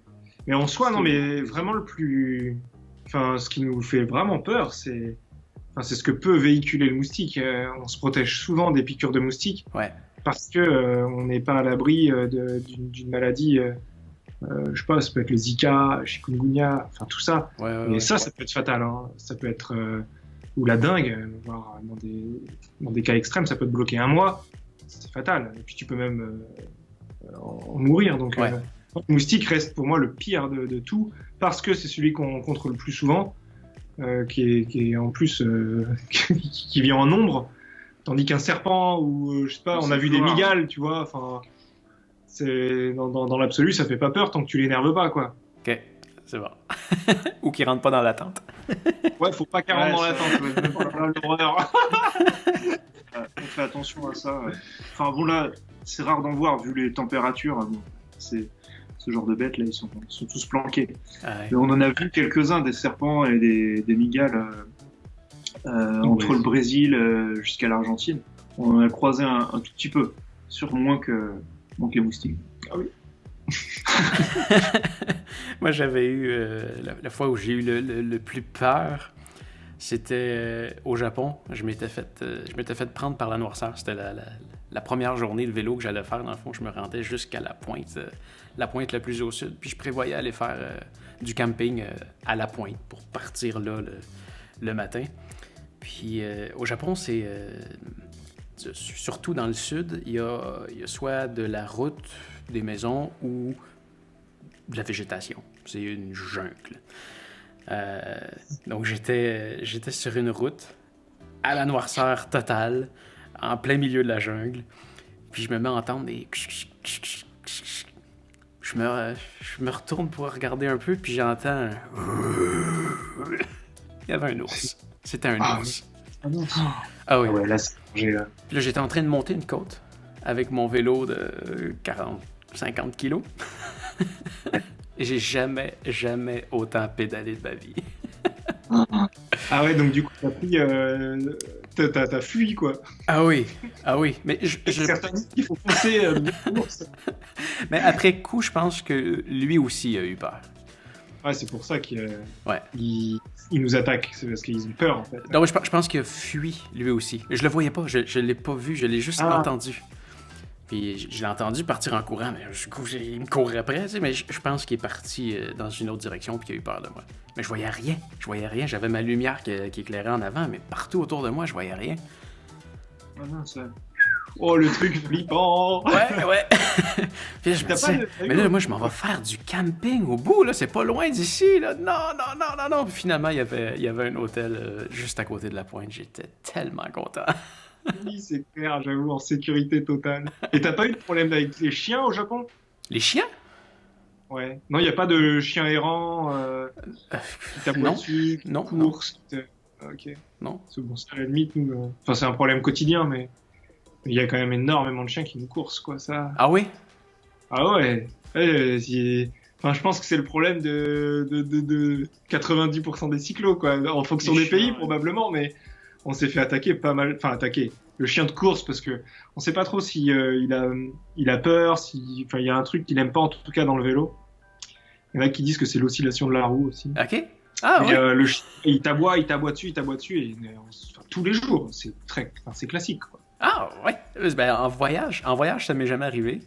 Je pense que ça m'est arrivé 2 fois ici. Ah ben dis donc, on va revenir, on va aller au Japon et au Canada. Ça va nous faire du bien. Ah non, j'en ai fait du vélo ici, puis non, ça m'est arrivé 2 fois, dont une fois très dernièrement. Mais non, en voyage, non, je pensais pas que c'était un problème courant. Dans tes prochains voyages, je pense que tu penseras à nous. On t'enverra une petite vidéo, tiens, l'occasion sur la route. Mais mieux vaut un ours qu'un chien. Un chien qu'un ours. Ah ouais, clairement. Ils sont très bien, les chiens, ils sont tout mignons. Surtout que maintenant on est habitué. Au début, on avait des mauvaises réactions face aux chiens. Dans le style, s'il y a un chien qui nous courait après, on pédalait très vite. Et les chiens, quand même, ils cavalent. Hein. Ouais. Et c'est un coup à tomber bêtement, quoi. Donc, à empirer la situation, alors que maintenant, tous les chiens qu'on croise, on s'arrête. Okay. On s'arrête net, on les regarde, et ça les calme. C'est le bon réflexe. Il faut s'arrêter. C'est pas simple. Qu'au début, on ne le faisait pas, mais maintenant, on s'arrête tout le temps. Ou alors de ramasser un caillou et de lui lancer dessus. Tu sais, rien que... Non, mais rien de... Enfin, c'est pas, tu sais, de la violence extrême. Oui. C'est rien que de le prendre, le caillou, le chien comprend, et il part. Ouais, ça les calme. Ok. Ça les calme, mais net. Notre but n'est pas de les tuer. Hein, mais... Ouais, non, quand je dis lancer, c'est dans leur direction, mais pas sur eux. Les mecs qui butent tout sur eux. Non, même des fois, c'est même arrivé qu'il y ait des chiens, donc tu t'arrêtes, et puis ils s'approchent de toi, et tu peux le caresser. Ouais, mais ce sont ça dépend aussi des pays. Au Maroc, c'est très violent. Les chiens sont des méchants. Il y a beaucoup de chiens au Maroc. C'est peut-être ça aussi. Ouais, il y en a plus en Argentine quand même. Ouais, il y en a pas mal aussi. Ouais. C'est vrai qu'il y a énormément de chiens. Des secteurs où on s'arrête, il y a bien 20 chiens. Hein. C'est déjà arrivé, ça. Ouais. Et puis c'est vrai que ça peut courir très très vite. Parce que les 2 fois que ça m'est arrivé, moi j'étais sur mon vélo de route, puis j'allais déjà vite à la base, puis là je me mettais à pédaler vraiment encore plus vite parce que je voyais que le chien il me rattrapait, mais je roulais 35-40 km/h. On peut pas faire ça avec un vélo touring. En descente, vraiment, ventre dans le dos. Ça, en descente, on peut atteindre des vitesses records. C'est tellement lourd, tu sais. Ça, c'est l'autre truc qui est démoralisant à vélo. Hein? On peut monter une côte pendant des heures, puis on la redescend en 10 minutes. Ouais, mais 10 minutes de descente, c'est quand même génial. Oui. Mais pour 4 heures de montée. Des fois plus, hein. Oh là là, il est arrivé de passer presque une journée à monter. On a eu 20 minutes de descente après. Ouais, t'es pas... Franchement, moi, je suis pas frustré. Je me dis, c'était génial. Et allez, hop, la suivante. Non, c'est ça, je trouve. Au Japon, c'était vraiment frustrant parce que c'est soit ça monte, soit ça descend. Alors, quand ça descend, c'est pour remonter. Ah ouais, ça, c'est... Là, ça devient frustrant. Ouais. C'est pareil. La Suisse, on a eu beaucoup... Enfin, ici, là, on voyage également, mais... Bon, d'ailleurs, à partir de Rio de Janeiro, on a fait que ça, quoi. Ça montait, ça descend, ça montait, ça descend. Ouais, c'est vrai que c'est un peu... C'est frustrant, bon, après... Ouais. Faut bien y aller, hein, donc t'y vas, quoi. Ouais. Votre accès à Internet, vous vous promenez avec un téléphone qui a des... Là, vous êtes connecté sur un Wi-Fi? Là, on est sur un Wi-Fi. Quand on est chez quelqu'un, s'il y a un Wi-Fi, on refuse pas. Mais sinon, on prend des... Là, jusqu'à présent, on a toujours pris une puce dans chacun des pays qu'on traverse. Brillant. On a tous un téléphone, donc on prend des puces, là, des puces que tu recharges... soit par internet, soit via leur appli. C'est simple ça maintenant, hein. C'est vraiment simple. Ouais, ça marche, ça coûte un peu cher. Ouais, ça coûte cher par contre. Faut faire gaffe à sa consommation, mais ça marche, ça permet d'avoir tout le temps accès à internet. Ça peut dire qu'on va tout le temps capter, c'était souvent en Argentine.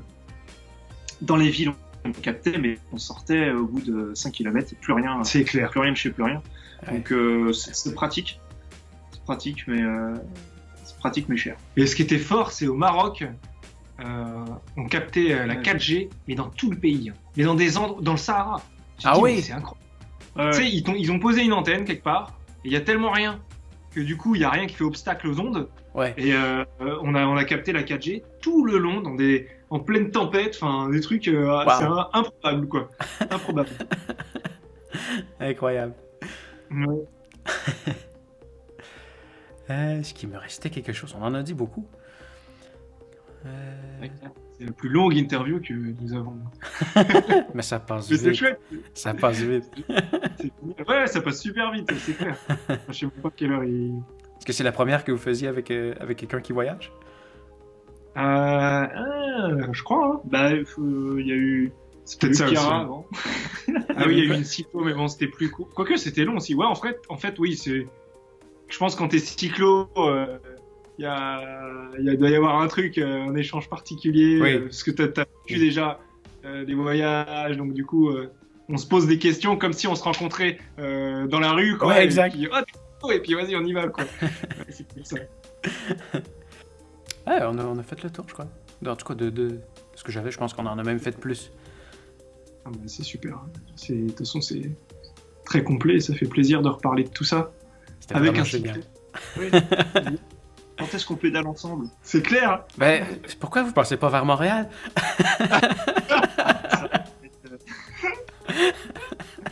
Avec grand plaisir, mais ça risque d'être... Toutefois, ça change. Ah On bah, peut dire, c'est sûr, mais... Tu seras le premier au courant. C'est quand même mal parti. Hein, Ben, je vais suivre votre trajet, puis si jamais je vois que vous passez dans le coin, je vais rentrer en contact avec vous. Puis... Ah, ouais, ça serait terrible. Non, mais si jamais toi, si t'as des projets de voyage dans le les coin. prochains mois ou années, Ouais, là, je m'en vais Tu peux passer- la semaine prochaine. Dans 2 semaines, je m'en vais à Hawaï. Ah, Mais- ouais, carrément. Ouais, Super. mais c'est pas sur votre trajet. Non, non, pas trop, non. Mais oui, j'aimerais bien venir faire un bout de vélo avec vous.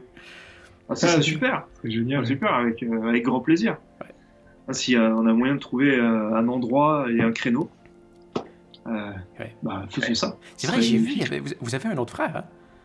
Oui. Un petit, oui. Ouais, on a un peu Oui. les- Ouais, la famille est grande, Il y a hein. du monde. Qui avait fait Notre il avait fait une partie avec vous. Exact. Vous allez le Ouais, revoir il a- vers la fin. Et il va revenir, non, normalement au Mexique. Ah oui! Dès qu'il peut, il reviendra. Ouais. Ouais, c'est important, ça. Et il fait ses études, donc Priorité. Ça va tomber dans études. ses vacances. voilà, c'est ça. Ah, C'est cool. vrai que quand on est loin, bon, bah, pour lui c'est un peu plus compliqué. Enfin, déjà que nous on a du mal à dire, voilà, on va être là à telle date. Enfin, c'est compliqué pour nous rejoindre sur un cours, un temps très court. Ouais. Il peut. Un il mois, a même deux- pas. Ouais, il a même pas un mois. Ouais. Donc c'est un peu plus compliqué, mais non, il va revenir. Ouais. Mais il est aussi cyclo que nous, dans l'esprit en tout cas. Il n'a pas fait beaucoup de grands voyages à vélo, mais il se voyage qu'à vélo. Il fait, voilà, il a Ouais. l'esprit cyclo, quoi, je pense. Ouais. Donc là, après les Amériques, vous allez dans quel coin? Et après, du coup, bah, on vise la Nouvelle-Zélande, l'Australie. Et, L'Australie. Ouais. C'est long, Ah. ça aussi. Ouais, ça va être long, ouais. Ben là, il y a beaucoup de choses qui vont être longues. Donc. Mais vraiment, c'est assez exceptionnel, l'Australie. Enfin, la Nouvelle-Zélande, là, j'ai vraiment hâte. J'avais hâte de voir la cordillère des Andes, là. Bah, pour le moment, je regrette pas. Et j'ai vraiment hâte d'aller en Nouvelle-Zélande, à vélo d'autant plus. Oui. Et après, une partie de l'Asie du Sud. Donc, Thaïlande, Vietnam. D'ailleurs, on a un partenaire qui nous fait un... La Corée? Je vois-tu la Corée? Non, la Corée, c'est un Non, petit pas peu la Corée. plus- Non, non, non. Après, on fait le Laos, Birmanie, une partie de l'Inde, et puis on va voir comment est-ce qu'on rejoint l'Europe. Il était question qu'on fasse en fait l'Inde du nord au sud, aller au Sri Lanka, faire le tour du Sri Lanka et trouver un moyen pour rejoindre l'Europe. Et je pense que finalement, on risque de changer. On va faire l'Inde d'est en ouest et on va voir s'il y a une route. Il y a une route. Donc on va forcément rentrer en Europe. J'ai un fan qui me suit qui s'appelle le Coyote. Il est parti de France, puis il se rend jusqu'en Inde en vélo. Le Coyote. Ouais, le pas Coyote. Non, je pense que on l'a vu sur Facebook, ce monsieur. Peut-être qu'il vous suit aussi, ouais. Ouais, carrément. Bah, c'est vrai qu'on est une petite communauté quand même, hein, qui grandit d'ailleurs. Oui. Beaucoup. Heureusement. De plus en plus. Heureusement, c'est clair, ça fait toujours plaisir. Ouais. Et c'est vrai qu'il y en a, bon, on se connaît tous, quoi, plus ou moins. Ouais, ça, c'est vrai que c'est Ouais. bien. Il y a beaucoup de groupes dans lesquels tous les cyclos discutent, il y a beaucoup d'échanges. Ça, c'est très sympa. C'est fabuleux, ouais. Ouais. Vraiment. Super, non, bravo. Ouais. Et puis merci beaucoup de nous avoir Ouais, permis merci. de partager tout ça avec toi. Ah, ben, écoute, ça a été un vrai plaisir. Vous êtes deux très belles personnes. Merci. Je sais pas si on a l'occasion de se voir en vrai, je pense que J'espère. Ça serait super. ça sera bien. Et pour les gens qui ont écouté, où est-ce qu'on peut vous suivre? On a différentes plateformes, nous aussi. On a un site internet, c'est hey-bro.com. On est aussi sur YouTube, Instagram, Facebook et Twitter. Sur Facebook, c'est Hey-Bro Tour du monde à vélo. Et sur le reste des plateformes, c'est Hey-Bro Trip. Voilà. Super. Je vais mettre les liens dans la description pour les gens qui veulent suivre. Et dans le coin en haut à droite, juste là aussi, il y a le lien pour aller sur il y a de la place. La chaîne de Hey Bro. Oui, il y a de la place. Il y a de la place. Je vais m'arranger aussi pour mettre enfin là, la petite bulle là, pour aller directement sur votre chaîne YouTube parce que c'est vraiment génial ce que vous faites. Ben, merci infiniment. Merci beaucoup.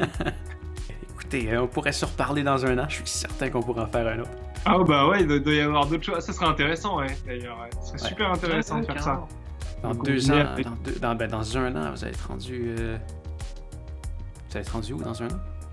Bah, on espère au Canada. Au Canada, ce serait cool. Ouais! Ce serait une occasion. À très bientôt. Merci beaucoup, À Kevin, Guillaume. C'est vraiment un plaisir. Merci beaucoup. Bye bye. Bon voyage, bonne aventure. Toi aussi. Au revoir. À bientôt. Ciao. Salut!